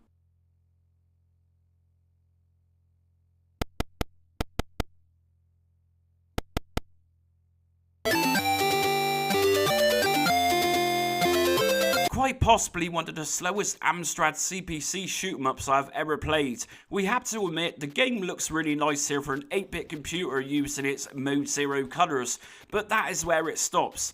It scrolls so slowly that it's fairly unplayable. It's insane how many deaths I suffered in this version. Although the colours used here are really nice, at times it is hard to make out enemy projectiles, as sometimes these are the same colour as the enemies themselves. The extreme slow frame rates here make this game so difficult, as controlling the gunship is also sluggish, and it seems some projectiles travel fairly fast compared to everything else, and avoiding them with this slow speed can be a nightmare. We have no music here, but we do have rudimentary sound effects, Amstrad CPC style that is. It is presented in that vertical centralized look, even though we have a couple of side borders on the left and right which was added to this release. The game slows down even more when too much is happening on screen in any one time. I'll say it before and I'll say it again, all it took was to cut back on a few things, and it's likely this would have ran much smoother than it actually did. The only part of this game which seemed to run fast was the waterfall part of the first stage where nothing was happening on screen.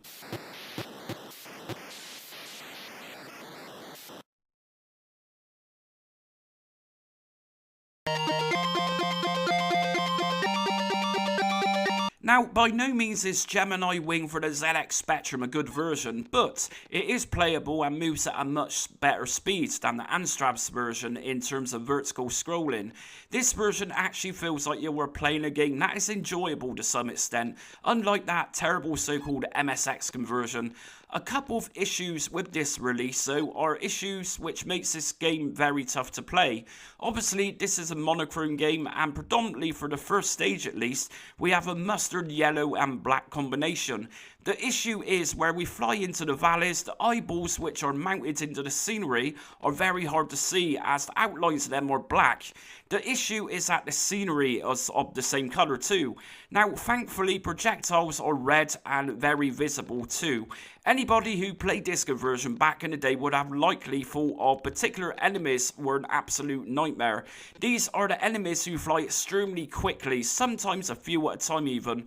Appearing from the top of the gameplay screen, they will speed down towards you, and as the scrolling does have a slight lag, this can be a nightmare of a situation to handle. We have no music, although the introduction screen does have a fairly nice tune. We can collect gun balls, and by holding the fire button down for a couple of seconds releases them. Like I say, it's a step in the right direction for a decent home version of Gemini Wing, but certainly not the best. Likely one of the hardest versions of this game too. I will note though that the presentation of the ratio looks nice with this centralized vertical look.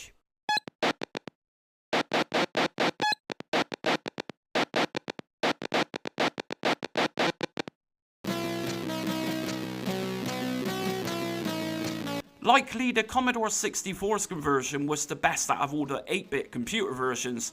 On first glance and the first few seconds, everything appears fine, but it's not perfect by any means. Of course, we have that superior SID chip handling the music here, which sounds frankly phenomenal, although we get no sound effects with the music playing. Hit collision detection is very good, and the colours themselves, although typical Commodore 64 style, which are a little dull compared to Amstrad's Mode 0 colours, we still have colours. So what's wrong with this version? Well, firstly, we have a complete full screen here, and so that arcade look isn't really here at all. Secondly, as you play through the game, you'll notice intense lag to the point where the music itself sounds like it's about to conk out. Controls are fairly good here, and it is responsive, and no doubt about it, this version scrolls 90 times better than the previous versions of Gemini Wing covered so far.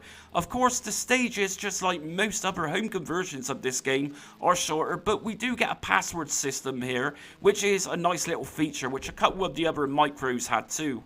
One of the things which do appear obvious is the sprite sizes. Sprites themselves are fairly decent looking. They are on the larger side, and when many of these swarm at you, these can be a little tricky to avoid without being hit. Something a little off-putting further is when dying in this version, for a few seconds the ratio of the screen can change, and that's a little bit off-putting. Like I say, it really isn't perfect by far. If you really want a decent Gemini Wing style game for the C64, then check out Sarah Jane Avery's Zeta Wing 1 and 2. Totally inspired by Gemini Wing, but miles superior to this.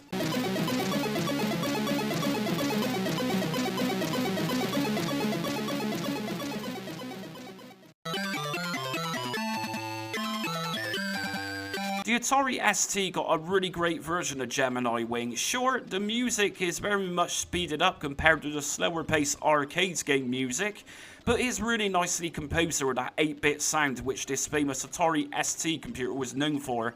The colours and contrast in this version are much better than the Amiga's conversion, a really nice effort with the Atari ST's colour palette, that is. The sprites themselves look so much nicer than the next version's offering too.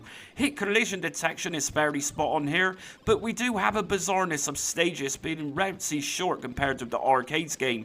And of course, for a 16-bit computer, you might think there was a bit more effort put into this. We don't exactly get that narrow vertical arcade presentation here, but for what it is, this is a good enough to play game even if enemy sprites do whiz down at you like a bat from hell. Gumballs are nicely detailed here too when enemies are carrying them around on the screen. The real issue with this version is its drops in frame rates. This can easily be noticed with the first boss. Besides that, I am pretty sure that most Atari ST users back in 1989 would have been fairly chuffed to play this release.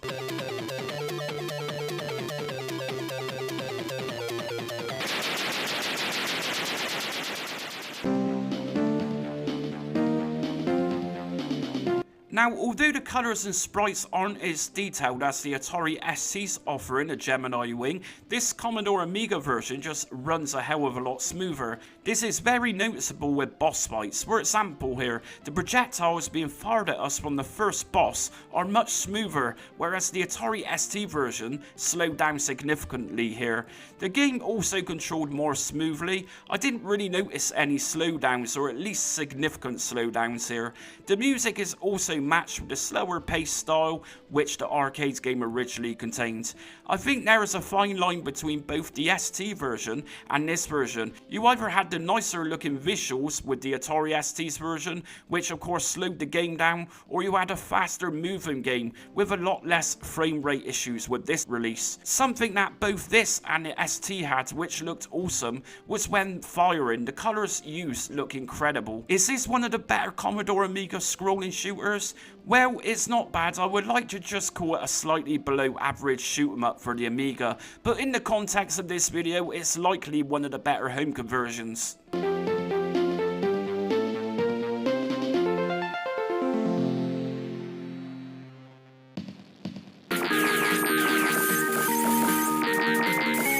If you were lucky enough to own a Sharp X68000 back in the day, you would have had the best home conversion a mile off of Gemini Wing. This one released just a year after the Virgin Masteronic releases for the west of the world. System Seicon released this one, and it's pretty much like playing the arcade game. I have had people argue in past videos where Sharp X68000 has been concerned, where people said it's an unfair ranking. Now, let's be honest, many Capcom CPS1 arcade games were developed by using an X68000, but some weren't. Regardless, it's of the same era of computing, and Japan just happened to have an extremely amazing computer, even more amazing if you could afford one of these at the time. What makes this version so great is that not only does it run just on the arcade game itself, but we also get a choice of screen layouts when booting the game. If we boot as normal, we get a more or less full screen when playing Gemini Wing, but the true arcade experience is by choosing its vertical mode. This is where it feels like you're truly playing the arcade version of this game. We also get a configuration menu where we can change low to high resolutions. And that's it for ranking every version of Gemini Wing. So which version did you have? Did you happen to be an MSX user and was very much disappointed that even the Spectrum version was better in that release? Or did you have a X68000? Was you truly that lucky enough to have one of these miracle machines? Anyways, as always, drop a comment in the comment section and let us know your memories of this game. And anyways, until next time, thanks for watching.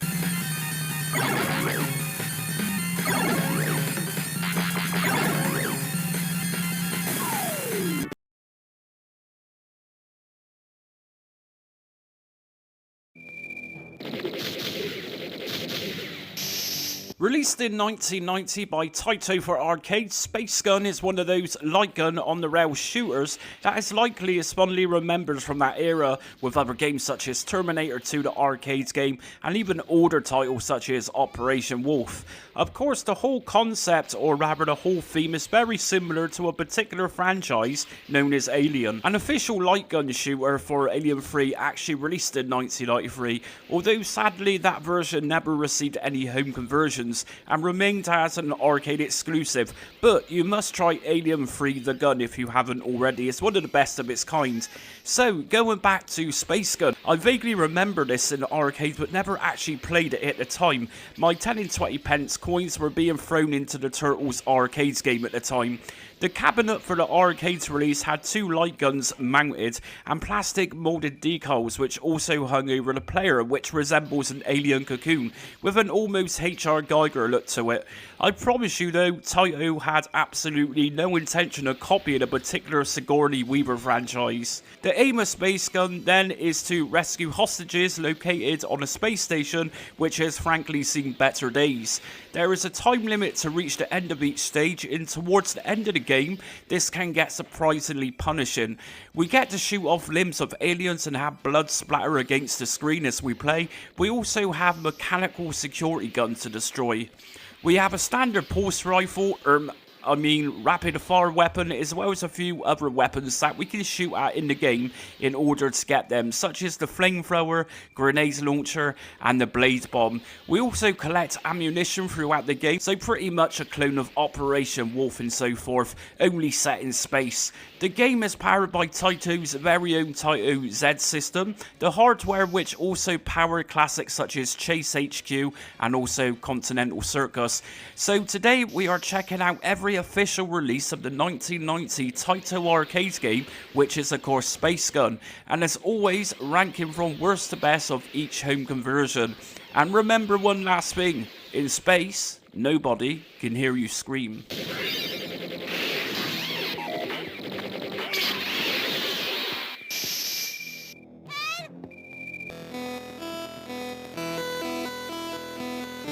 I was convinced that the Commodore 64 had a very good version of Space Gun, but was it really that good? I'll be honest, it feels flat and doesn't feel very substantial when shooting down enemies or aliens. I think this is partly because aliens don't fall apart when shooting them with this Ocean 1992 release. The coder has chosen to make aliens explode, and they do seem to take some shooting down to make this happen here too. It seems that the weapons doesn't take long to overheat here either, and we obviously need to wait before it cools down to allow us to shoot again effectively. As you will see, the scroll is fine, it doesn't suffer any major frame drops as such, and the pseudo 3D element of the game isn't too bad here either. In fact, the backdrops are fairly nicely implemented. It's the actual sprites here that really make this game look ugly. The music production is of course top notch, but as a game itself it personally doesn't do much for me with this Commodore 64 release. Again, just like the next version in this video, this was one of the last releases for the C64 by Ocean Software, and it was released on cartridge only as part of their C64 cartridge range. Commodore Force magazine actually rated this with a 76% in issue 6 back in 1993, as Commodore Format magazine issue number 17 rated this one at 86% in 1992.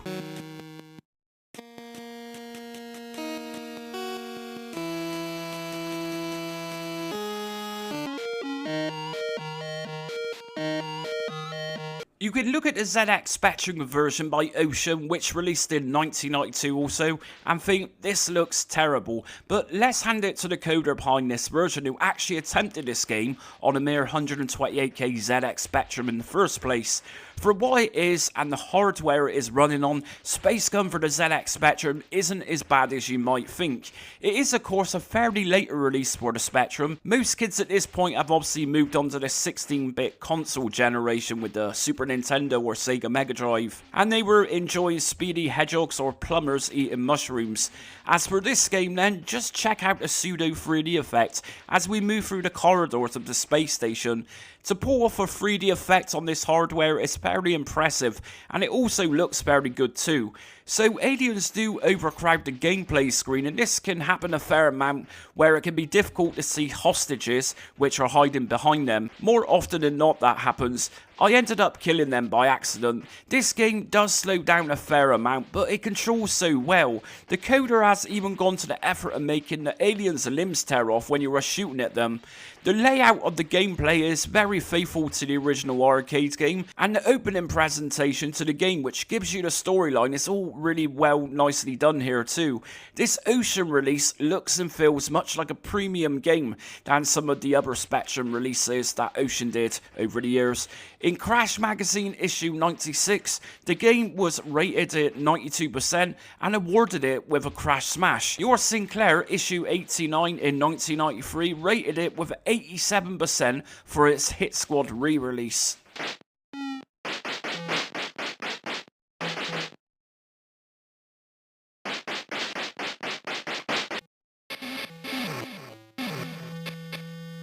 The Sega Master System's release of Space Gun was designed for the light phaser gun and was actually released by Sega themselves. You know, for an 8-bit console, this version is actually very good. Yes, it is a cut-back version in terms of visuals, and walking through doors which normally stays in gameplay fades out and then fades in here to enter new rooms. The Master System obviously wasn't powerful enough to stay consistent with this, but those fade-ins and fade-outs actually doesn't look that bad or out of place here. It kind of works well with the theme, that horror theme that is of the game. The tiles, or as many will call them sprites, are scaled down a lot here. Sure, it's not much like how it should look, but the developer knew the limitations clearly, and for smaller aliens rather than oversized, it looks better, unlike the C64's version where they clearly went overboard and ended up producing a pixelated mess in terms of the enemy sprites. The music is really nice here too. It's surprising if the Master System was left in the right hands, some fairly good music could be produced with it. This game is running from a stock Master System and there is no FM sound unit attached, so the music here is very impressive. Sound effects here are typical 8-bit Master System style. It also scrolls nice and fairly smooth too. There is some slight frame drops occasionally, but nothing major. This version has been criticised on release, and even to date with some saying the graphics are ugly, but in the context of this video I would disagree with some of these statements. If there was a criticism to make, I would say the lack of aliens limbs falling off and maybe a slight too easy. But having said that, I was using a mouse for this review, and a light phaser might have been slightly more challenging to play the game with. At the end of the day, this is an 8-bit system, and so creating mind-blowing visuals to match a vastly superior arcade game is going to be a challenge even for 16-bit systems.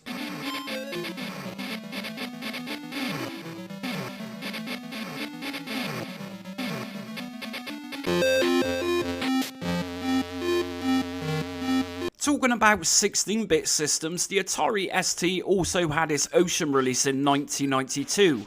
Of course, an upgrade in terms of visuals compared to the Sega Master System's conversion, especially its handling towards larger scale sprites with higher definition added. This is one of the very few Atari ST games that supported the Trojan phaser light gun, although this is being played with a mouse here, which also works fairly well. Although the presentation and the visuals are fairly nice here, this release does tend to drop in frame rates. And make no doubt about it, this is one tough version of Space Gun, possibly even more challenging than the arcade game itself. Now, cargo boxes are fully destructible here, and we even have some voice samples for when aliens attack you, which doesn't sound too bad. Now, loading times once entering doors are a little wearing on patience, but that was inevitable for games that came on cassettes, or in this case floppy disks. The scrolling here of walking down corridors whilst keeping that pseudo 3D effect isn't too bad here, but really it's when several aliens and hostages all appear on screen at once. This is where this version's ultimate failure becomes apparent. It's not developers behind this game as such, it's just that Atari ST games were often known to drop in frames significantly when too much was happening on the screen in one go. Let's remember that the ST had no hardware scrolling or hardware sprites, and so frame drops in most games, especially more complex games like this one, would be of course inevitable. Is it a good game? Well, sure, just like any Space Gun release, there is pros and cons attached. This release appears to be acceptable apart from those frame drops. In terms of gameplay, it does its best to remain faithful to the source material.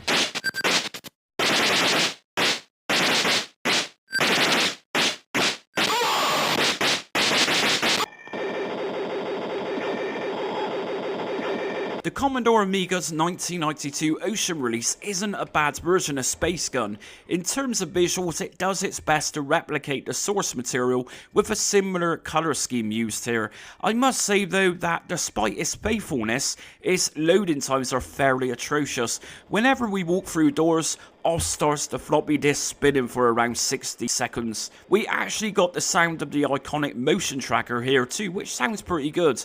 It scrolls fairly well, although there is some frame drops when the screen becomes overcrowded. Something I liked about this version is that shooting down aliens not only made limbs fall off, but also had a similar feel to the arcades game. Kind of like we are actually achieving something special here when shooting down the aliens and watching them fall apart. Weapon upgrades such as flamethrowers work fairly well, and hit collision detection isn't badly done either. I would say though that the crosshair is a little on the smaller side here, but when shooting the pulse rifle, those bullets flying across the screen does its best to look like the 1990 arcade game. Is this a perfect home conversion? Well, of course not. Games like Space Gun was always going to be a challenge in porting over to home computers for many reasons, in that in many respects these computers weren't really up for the task. It's kind of like trying to replicate an Audi TT using parts from a Robin Reliant. But for what these home conversions were working from at the time, the Commodore Amiga's version of Space Gun isn't that bad. And my only real issue with it is the loading times. Amiga Power Up magazine reviewed this in 1992 with issue number 12 and actually gave it a 69%, but this was largely based on comparing it with other light gun shooters at the time. CU Amiga magazine, however, rated it with an 84% in January of 1992, praising its graphics and sound also. I will note here that Space Gun for the Amiga was one of the very few games for the Commodore Amiga that actually allowed light gun support. And that's it for ranking the various different home conversions of Space Gun today. You might not necessarily agree with my ranking order here, and like I say, I truly think it's just down to preference, and this is my personal opinion. Did you play this in the arcade at the time? What did you think of it? And which version did you have to play at home? Anyways, until next video comes, thanks for watching.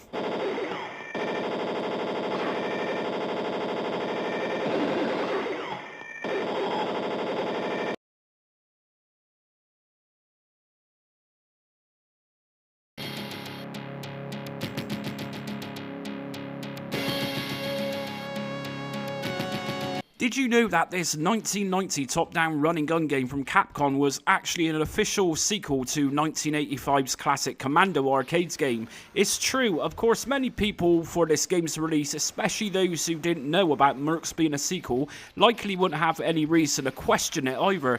Let's face it, most kids picking up games back in the day would likely flip the box over and check out the gameplay screens rather than have a read. And for those who were too young to have known about Commando back in 1985, would have likely assumed that Mercs was just an awesome standalone game. As daft as it sounds, I also realised this whilst researching for this video. I used to play the Sega Mega Drive version of Mercs back in the mid-1990s, at which point it was likely that I had never heard of Commando. Remember, the internet, although was a thing for a minority audience, wasn't quite as mainstream like we have it today, and so information like this wasn't really easy to obtain. What makes Mercs even more intriguing is that even a European release of Mercs for the Sega Mega Drive doesn't mention being a sequel at all on its front or backside of packaging.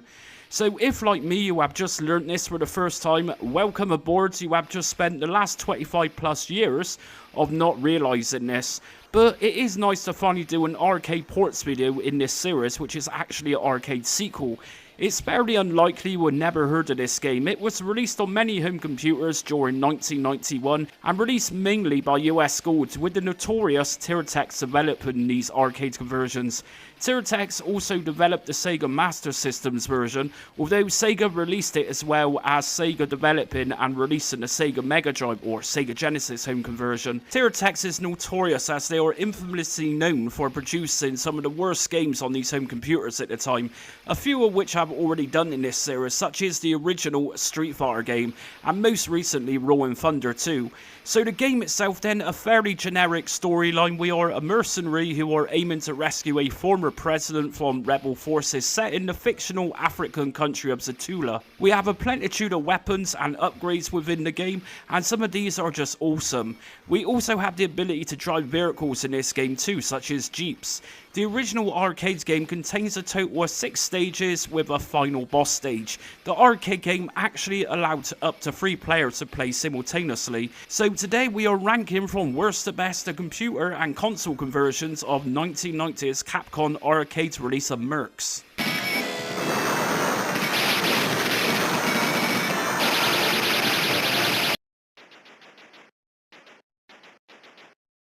Mercs ZX Spectrum style. So where do I start with this little Tiratex 8-bit micro version?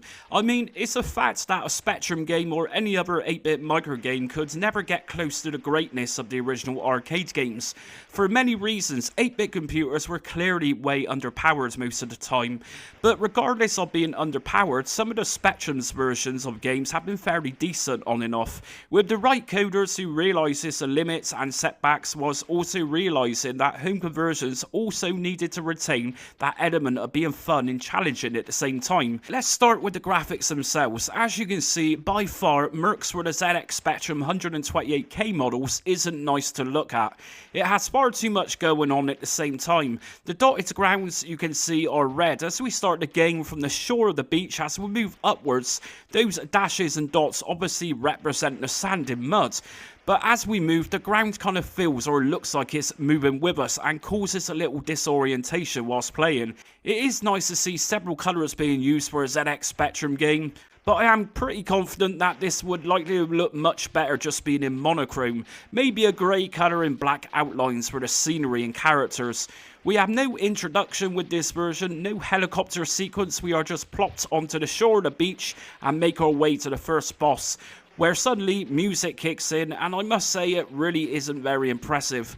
I did actually notice with this version that enemies will constantly bombard you on the screen. They just don't give in at all. They chase you from behind mainly. The absolute terrible part of this version is the controls for vehicles. We don't have that 8-way diagonal movement here like the arcade game had, so moving jeeps looks very bizarre and it's by no means good to control. This version is just far too easy for its own good too. Now, Sinclair User issue 112 from June 1991 gave this game a 59% rating, mainly down to its ugly graphics.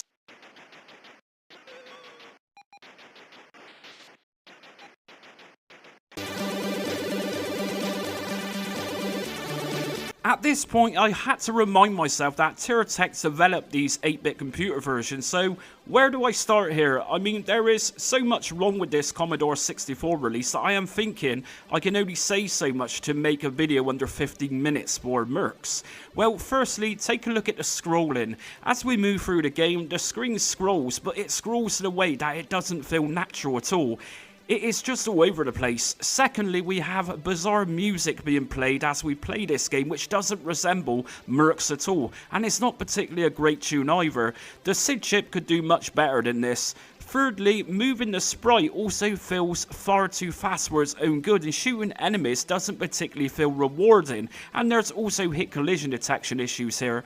We make it to the end of each stage to confront a boss with this Commodore 64 version. As we approach boss sections, the screen goes dark for a couple of seconds, and then the boss arrives, which just seems very unnatural and not very fluid. I make it to stage 2, and although the Jeep doesn't seem as bad to control as the Spectrum's version, it's not great here either. Speaking of stage 2, we don't have any tanks to destroy or even watchtowers to blow up.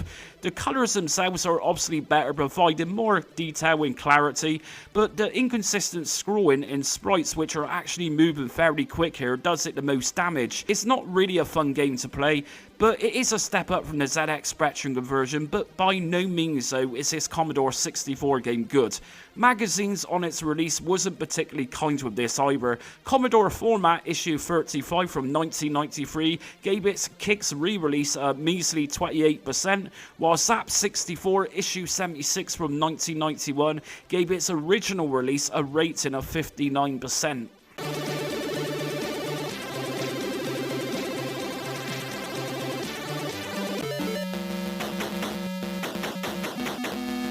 You might look at the major frame drops in this Amstrad CPC release and think it looks fairly unplayable, but compared to a Commodore 64's version, this is actually much better. At least here we don't have a scrolling screen which has a mind of its own. It's very obvious that this version is a coloured version of the Spectrum's game, although the ZX Spectrum's version scrolled better. The nice part of this Amstrad release is opening introduction screens. It's all very nicely drawn out here and it looks good in colour too. It's not perfect at all though, but resembles the arcades game much better than the previous two games in this video. It has been said this Amstrad's release isn't really playable, and I can agree with that to some extent, but to be fair, all three of these 8-bit computer versions are fairly bad in their own right. I actually thought the music and sound effects was better here too, and the flashing screen for releasing bombs looks really cool, and the explosion sounds also sound good too. Oddly enough, we don't get to see grenades being thrown, or it could be blind, I'm not sure there. Either way, not a brilliant version by any means, but probably the best version of the 8-bit computer ports.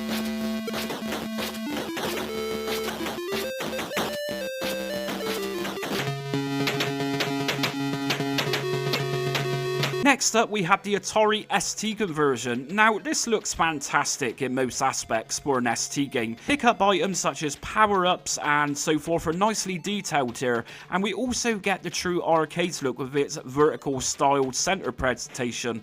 We even get in-game music with sound effects at the same time. There is no denying everything's really here. We also got a two-player option to play simultaneously. The Atari ST version has one major flaw though. The slow pace of this game totally destroys it in every way. We also have lives in this version, and so when we die we have a chance to continue, unlike the next version in this video. The ST was sometimes underpowered for more complex games, and most certainly when far too much is happening at one time on the screen. Again, a chance for Tech to finally adjust things such as making some sacrifices to certain things, and this could have been much better than what it actually was. Controlling the game isn't the best. It kind of verges on Amstrad's issues with such low frame drops, which totally takes any form of fun away from this. It feels like you are playing it just for the sake of playing it.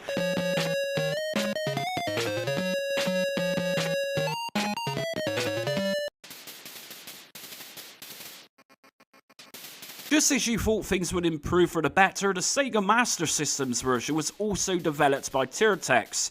You'll notice that the box art doesn't proudly display Tiratex. In fact, it's nowhere to be seen for this European and Brazilian game. It's pretty much the Amstrad's version, only this scroll's nicer and looks a bit more detailed.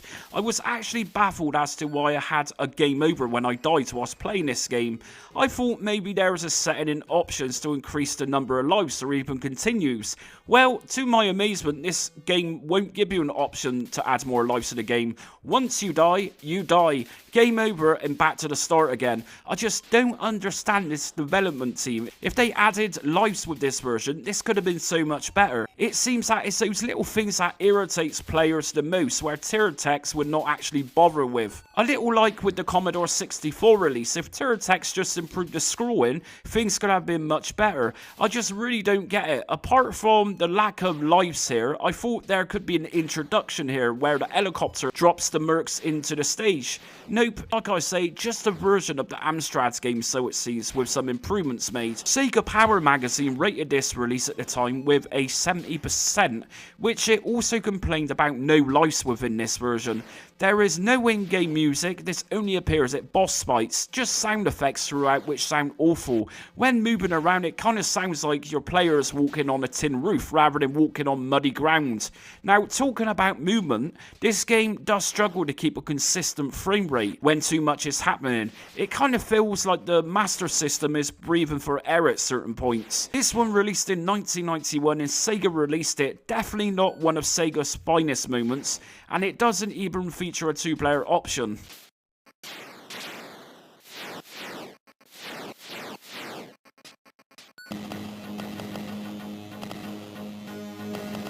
Truth be told, I was expecting the Amiga's conversion to be superior to the Atari ST version. Reason being is that the Amiga, technically speaking, handles scrolling sprites much better. The Amiga also had more colours than the Atari ST. I am convinced that the Atari ST version and this version are virtually the same in terms of colours used. They look so close, it's almost like Tiratex used the same game on Amiga or vice versa. Now, the stupid thing here is that because of Amiga's larger colour palette in handling of scrolling, you might think that this would look and scroll better. Firstly, the Amiga's ability to make games look better hasn't or doesn't appear to have been considered here. For an Amiga game and of this version's release, it doesn't particularly look like a premium game. In fact, for an Amiga game, it looks terrible. What's even more shocking with this release is that explosions when blowing up huts or bosses look so pixelated and just terrible. Even these elements look the same as the ST's version in that respect. In terms of scrolling controls, this is the only real notable difference here. Although it does struggle to keep up a steady frame rate, it is much faster and more responsive than the ST's offering. Music and sound effects here aren't particularly wonderful either.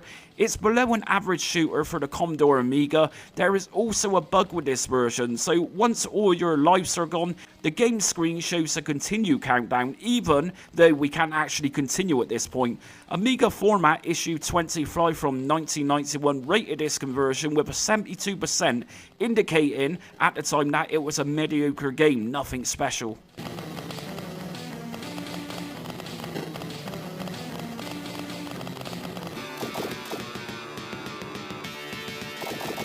It likely comes to no surprise for those who know these arcade home conversions of Mercs that the Sega Mega Drive or Sega Genesis game is vastly superior, and likely one of the best games on the platform too.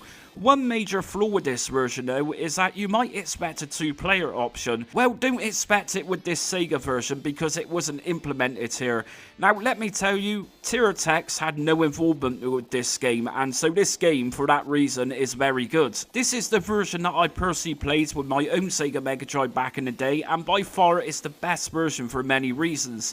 I am pretty sure I don't even need to say much because just looking at the colours, the fluid scrolling and everything else beats anything that Tiratex ever developed. The game is simply as close to the arcade game as you could get at the time when this was released. This Mega Drive game even contains two modes of play, the arcade game itself and its own original mode, which changes the game entirely with new layouts and offers us a much more challenging game to play.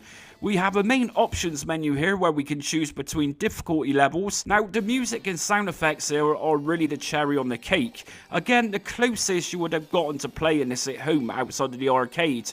It's a fairly faithful conversion, which even provides that arcade look with the vertical style. Sure, it's not centralized, but it works well here. We even have some parallax scrolling here too as we walk towards the boss on the first stage. The background moves independently from the main gameplay area. I won't say it is a completely flawless game, as there is occasional frame drops, and I did actually notice this going through stage 2. The Jeep is also nice to control here, and blowing up buildings and tanks look pretty spectacular. And that's it for today's ranking every home conversion of Mercs. Did you agree with the top spot? I actually think it's a no-brainer here. The Mega Drive, hands down, wiped the floor with everything here, and for good reason. Terratech's, their games were just shocking. Now, if you're actually interested in Terratech's games, I'm currently in the process of editing a new Terratech's video, which you might want to check out, so make sure to hit notifications for that. But anyways, drop us a comment in the comment section and let us know which version you was unfortunate to have back in the day. Anyways, until next video comes, thanks for watching.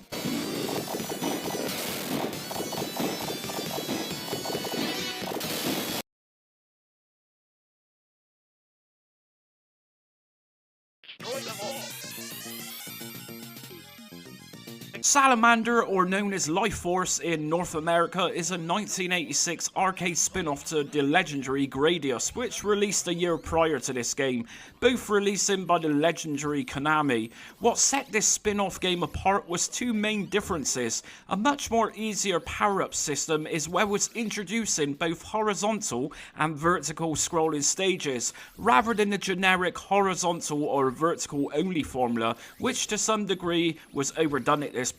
And so having both of these scrolling actions in a single game was actually a refreshing concept, and was most memorable for having this. It came with 5 fairly sizable stages too. Now, to avoid confusion with the names used of this game, which admittedly can be very confusing, I will point out here again that when Salamander released in North America back in 1988, it changed names to Life Force, and so you likely would have seen Life Force on the arcade cabinets at the time.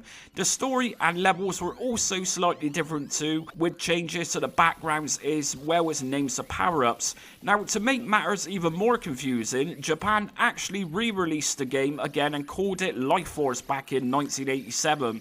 Some might argue that Life Force was more or less a revised version of the original Salamander game. There was even a version of Salamander for the MSX computer, which was a totally different game altogether. So yes, a very confusing history with the names of this game in many ways. The arcade game of Salamander, which I will likely refer to it as in this video, also had a very awesome 2-player co-op mode. A superb feature that made this game a little better was the fact that when our ship destroyed in the game, the player would then respawn from the same point, rather than having to restart from particular checkpoints in each area. So in comparison to Gradius, Salamander came with several refinements which made the gameplay much better in many ways. And especially for those of you who hated dying and having to start all over again, Salamander erased this annoyance. What it didn't remove was the insane difficulty level with Salamander. That stayed very much intact, and this game gets extremely difficult very quickly. Once we are hit, we lose all power-ups, but if you are in the position to do so, you can quickly collect them all after respawning. If you miss them and you happen to be playing at a stage with a ridiculous amount of enemies around you, then good luck with getting through it without losing a life. So today we are checking out every home conversion of Konami's masterpiece, that is Salamander, and assessing which version was the best for the home systems. I will note here that this is solely focused on the original runner releases, and will not be interested in homebrew versions or even super duper versions which came years later.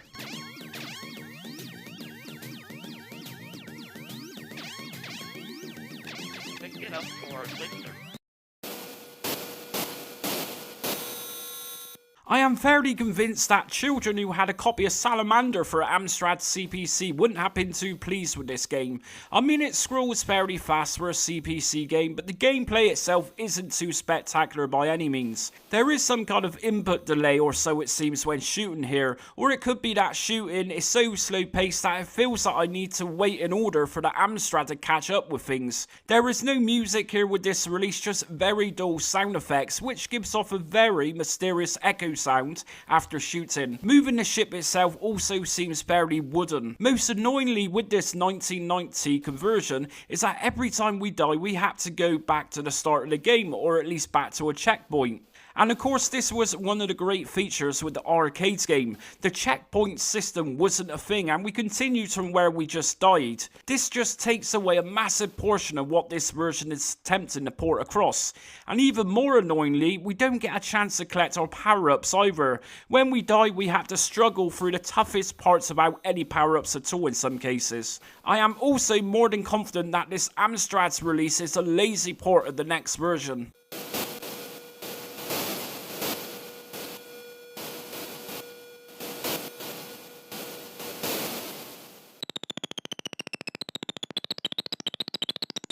This is pretty much the same game as the previous Amstrad CPC game. We have an oversized ship here which is happy to get blown up easily by enemies and bullets that fly past us or into us.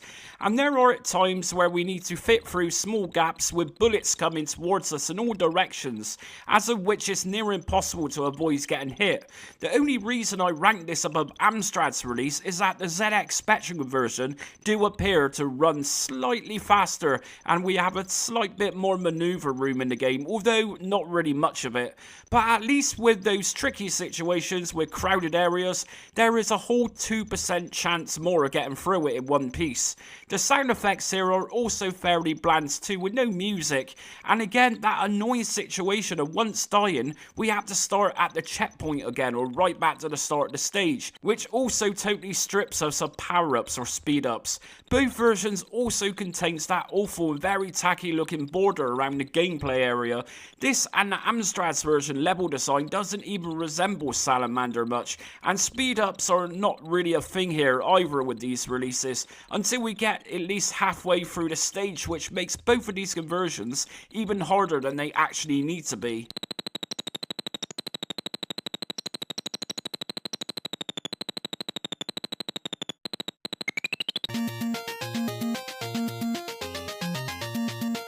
We had two slightly different releases of Salamander for the Nintendo's 8-bit console. This version for the NES released in 1988 and went by the name of Life Force for North America. And to make things even more confusing, the European release was known as Life Force Salamander. Now, if I'm honest, I didn't really think much of it compared to with another 8-bit version, which in my opinion was the best out of all the 8-bit systems. Controversial, sure, but this is how I roll. I found this a fairly slow version that flickers too. You can argue all you want in the comments because some NES purists likely will, but chill, this is not an official ranking, but my humble opinion and my ranking of a fairly old game.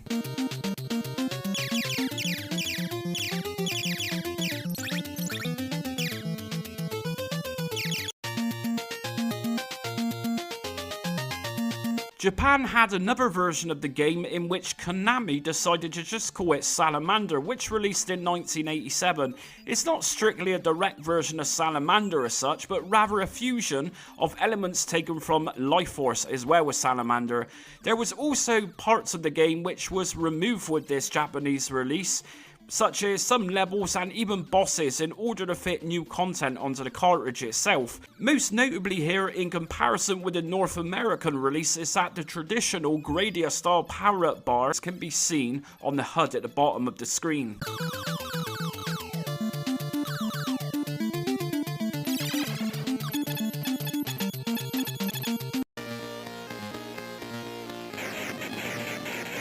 Finally, I made it to an 8-bit computer platform that actually resembles Salamander, and it was the C64.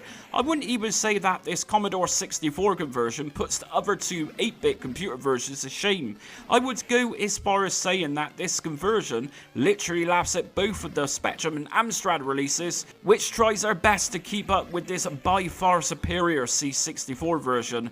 Now, most noticeably here, we no longer have the ridiculous border wrapped around the gameplay area. We have a proper full screen complete with a ship that is adequate in size and enough room in the gameplay area to fit a tank into if we wanted to. The music is top notch as well as the sound effects, and the scrolling movement is absolutely flawless. Hit collision detection is really good here too. When shooting enemies, they actually explode here rather than bullets going straight through them at times. When powering up here, we actually have bombs that travel across the rocky floors and blow up whatever gets in its way. When we die, we respawn from the same point we died. Yes, this is the top dog version. This is the version that you may have had whilst laughing at your friends Amstrad and Spectrum's versions. This is one of the Commodore 64's finest moments in history, and it released in 1988 by Ocean's Imagine label. The only issue with this port is that it actually had two missing stages from the arcade game, but considering the other two lousy 8-bit computer ports, then this version was light years ahead in every conceivable way.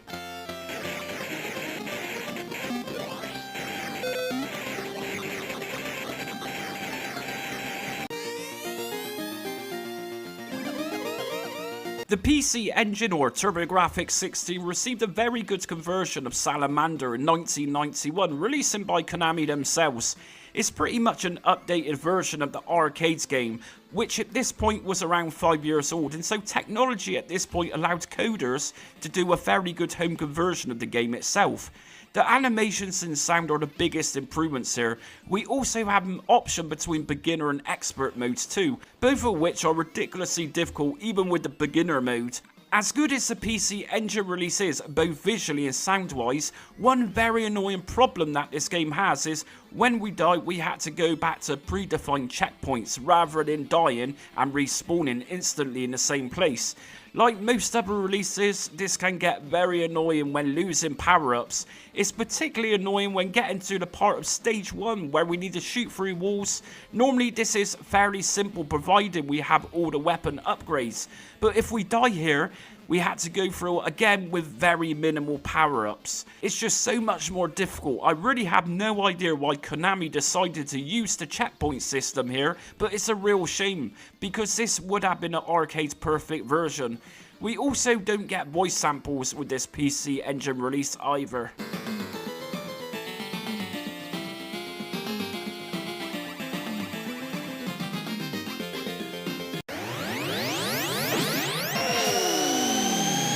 And for some honourable mentions, so first up we got the MSX version of Salamander, which completely changed most things. It's actually considered as a new adventure altogether. It contains a few bits and pieces from the arcade game, but this MSX 1987 release by Konami is generally just a new game altogether. From much longer stages than the arcade game had, we also get predefined checkpoints here, which is good. Once finishing level 2, the player can decide the order of the next 3 stages.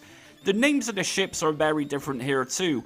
2 entirely new ships in fact. Instead of the Vic Viper and the Lord British Space Destroyer, they were replaced by ships known as Sabre Tiger as well as Thrasher. As for gameplay, it's not too bad. In typical MSX style, it does have issues scrolling, but that is strictly a hardware limitation of the machine itself.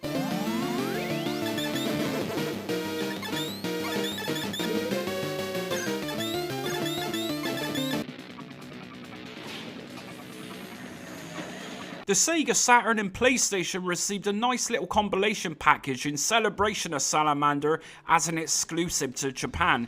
This pack initially released for the Sega Saturn and then soon after released for the PlayStation. This Konami 1997 release included a port of Salamander as well as a 1996 sequel which was Salamander 2. It also had a port of Life Force included.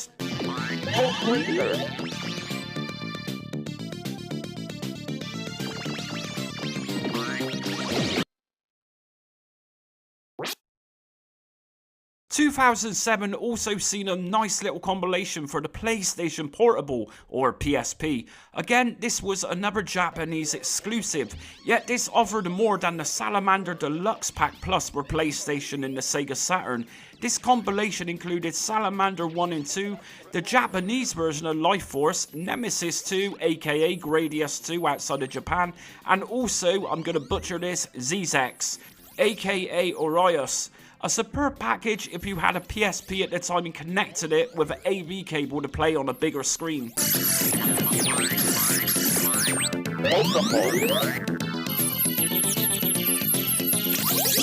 Destroy them all. The soul chamber is empty. Owners of the powerhouse Sharp X68000 would have enjoyed a near arcade perfect home conversion of Salamander on its release in 1988. It was developed by SPS and released by Sharp Corporation. SPS developed many quality titles for this machine, such as the New Zealand Story and also Thunderblade, to name a few. Both of these I've also covered in this arcade port series. This is one of the original releases of Salamander, which included voice samples, just like the arcade game itself, and also features a complete arcade experience in which when we die we have no annoying checkpoint system, but we can rather instantly respawn to the place of where we just died. Admittedly, the game does tend to slow down when the screen gets too busy, but I would have preferred this to the PC Engines version, where having to lose weapon upgrades and speed ups were lost when dying, which was very frustrating. The music and sound effects in general with this port is just spot on, it really is. Now, some will argue that many people never had a Sharp X68000 outside of Japan in 1988, but let's just remember that my channel is watched all around the world, and to exclude a computer that had a version of this game wouldn't be right. And you could argue that maybe it would seem odd if I didn't include the awesome Commodore 64 version for a similar situation. And that's it for today's ranking the very confusing history in terms of naming versions of Salamander. So, of course, very controversial video where I've placed the Commodore 64 version, and I know there's going to be a lot of haters where I put the NES versions of this game, but like I said during this video, that was my preference, and by no means is this any form of official ranking of Salamander or Life Force, just my opinion, and just like always, please respect my opinion of that. Anyways, which version did you grow up playing? Did you have that very pitiful Amstrad or even ZX Spectrum version of the game? If so, you truly have my sympathy. They just weren't too good at all. And remember, I've also done the Gradius ranking video too, so do check that one out. Anyways, until next video comes, thanks for watching.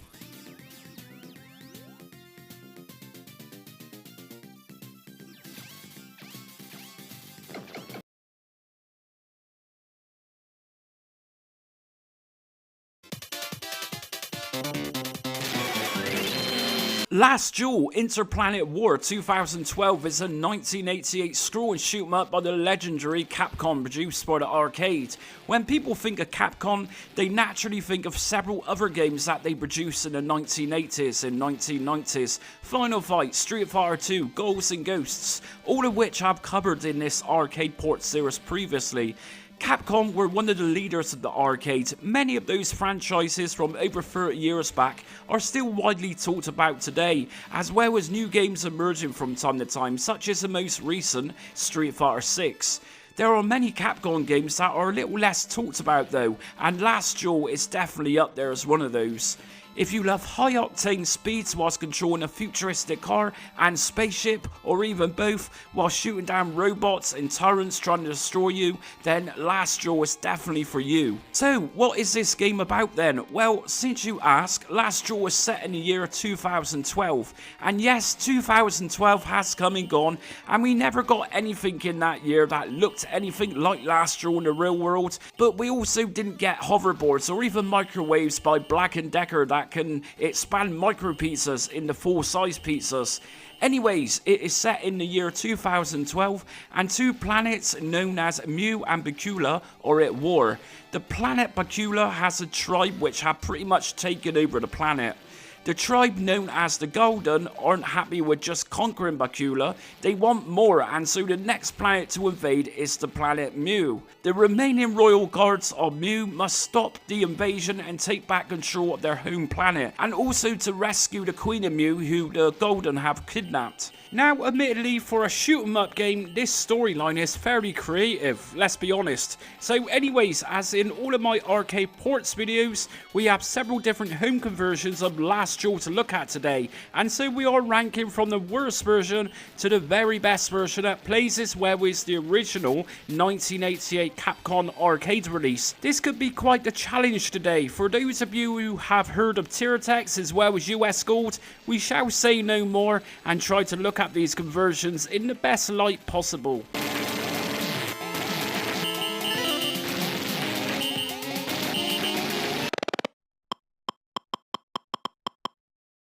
Firstly, let's remember that most of these Last Duel arcade home conversions were released back in 1989, and then consider at this point that the ZX Spectrum had the 128K machines on the market before this game even came out, yet Tiratex coded this arcade port for 48K Spectrums only, which is fairly strange in hindsight since for arcade games like this one, the Spectrum could have seriously benefited from some extra power for powering this game.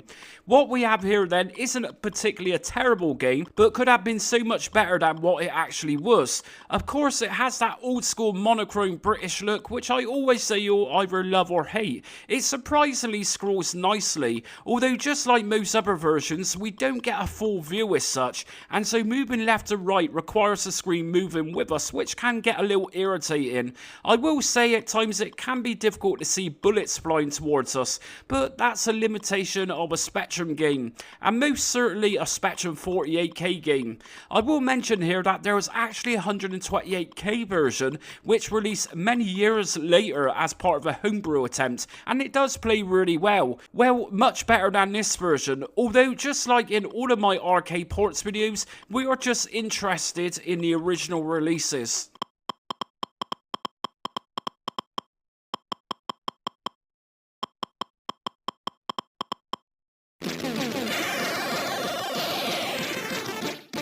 Is Last Duel for the Commodore 64 anything special? Well, it's an average game and doesn't overall really feel or even look much like a premium game for the time which US School put out for us.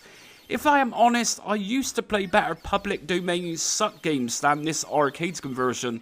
I think one of the main things which makes this C64 game sound very cheap is the sound effects. Again, it kind of sounds like they were taken straight out of the suck sound effects library in certain places. The speed of the game isn't too bad, but overly feels very difficult to play.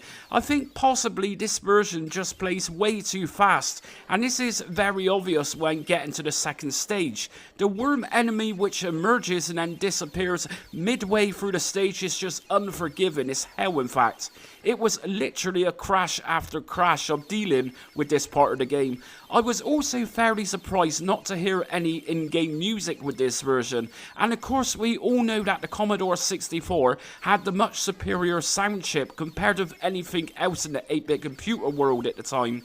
Tiratex also gave Last Duel for the C64 a full screen presentation, which kind of ruins what they're aiming to achieve, which is of course the centralized vertical arcade narrowed look. Visually, it's not too bad. There is much worse on Commodore's 8-bit best-selling computer of all time, although sprites do appear to be very blocky, and in true C64 fashion, the colours used are fairly duller compared to other versions. All in all, a fairly average game, but certainly not the worst by any means.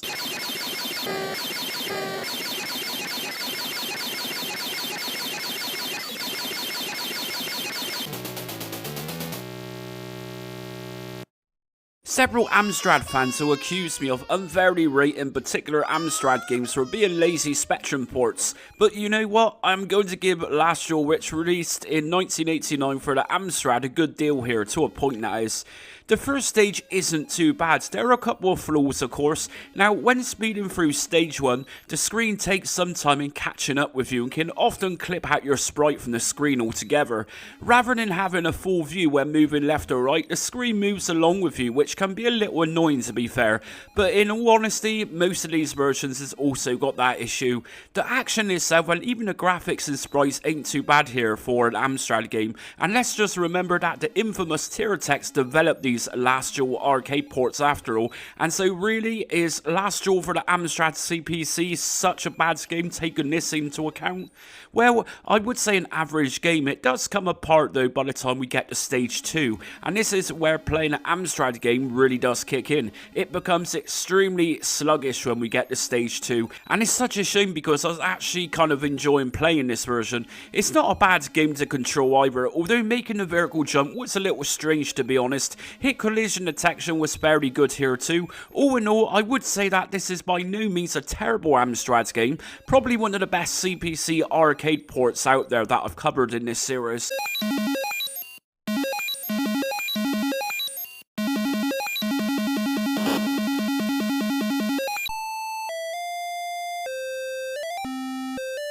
This is Last Duel Soundless Edition for the IBM PC. Now, interestingly, there isn't much information about this version online, although it is by Tiratex, and that could explain why this version contains no in-game music, or even sound effects for that matter. It could have been that programming games for DOS was just a little bit too much for those coders from Tiratex, who knows. One thing that they did manage to pull off though is to give this an introduction song, which will make you jump out of your skin when it begins playing.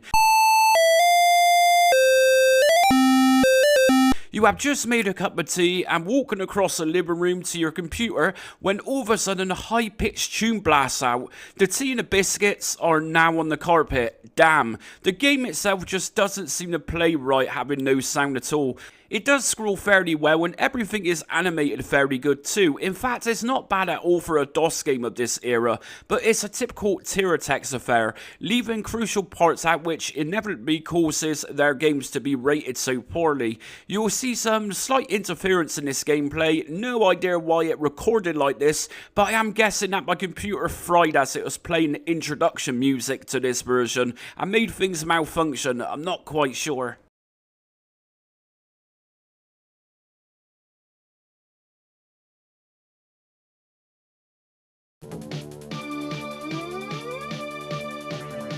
To my amazement, another particular 16-bit computer was better than this 1989 Amiga port that was distributed to us by US Gold. Firstly, I found this Amiga conversion ever so slightly on the sluggish side, in that when speeding the vehicle or even just turning left or right, there was some delay in the gameplay screen following me, as it were. I was also hoping to see more of the gameplay area rather than having what the 8-bit computer versions had. That fairly annoying aspect where the left and right sides of the tracks of the first stage are not visible, and so sometimes when moving to expose more of the track, this can often mean instant death, as we are unaware if the enemy is right next to us as we turn. It just makes Last Duel unnecessarily difficult. Although we have some average introduction music, the Amiga version also lacks in-game music sadly. The sound effects for an Amiga game are fairly average, nothing particularly special. When no action is happening on screen, it is literally just silent. There is no sense of futuristic speed sounds, and so it is rather dull in that department. I will maintain though that although Tiratex developed some absolutely diabolical games in their time, their versions of Last Duel really aren't the worst by any means. To remind you, I actually ranked every Tiratex C64 game a little while back. Check that out to see how terrible some of those games truly were.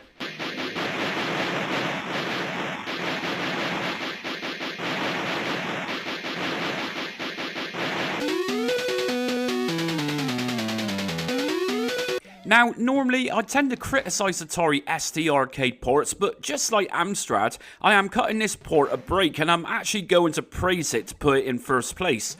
Firstly, if you're aware, the ST tends to struggle with keeping up a good frame rate in many of the arcade ports that the machine received in its day, and this is simply down to its CPU being a little slower than, let's say, the Amiga CPU. But having said that, the ST port of Last Duel actually plays very fluidly and didn't seem like there was much struggling going on when keeping up a consistent frame rate. Even when I speeded up as well as slowed down through the game, the Atari ST handled it extremely well. I was also surprised to see such nice choice of colour palette used here too. Probably one of the system's most colourful games that I've personally seen. As you will see in the gameplay video, beside the track that I am driving on, you'll see a drop, and this drop colours up very brightly, almost like it is pulsing with different vibrant colours. Sadly, just like every other version, we get no in-game music either with this version, but I do think the sound effects here, although fairly rudimentary, they actually go well with the game. Now of course we don't get any super duper firepower upgrades with whirls of wind flying around on the racetrack, but the weapon upgrades are decent, and it's nice to see such a defined amount of detail in bullets that I am dodging is well aspiring. Yes, this Atari ST port surprised me in many ways, and I truly believe this one deserved top spot for this. Anyways, that's it for ranking every arcade conversion of Last Duel. Which version did you have back in the day? And like I say throughout the video, to be fair, Tiratex actually did a hell of a lot worse than Last Duel, so by no means is Last Duel Tiratex's worst creation ever made. Anyways, like I say, drop a comment in the comment section and give us some feedback. Anyways, until next video comes, thanks for watching.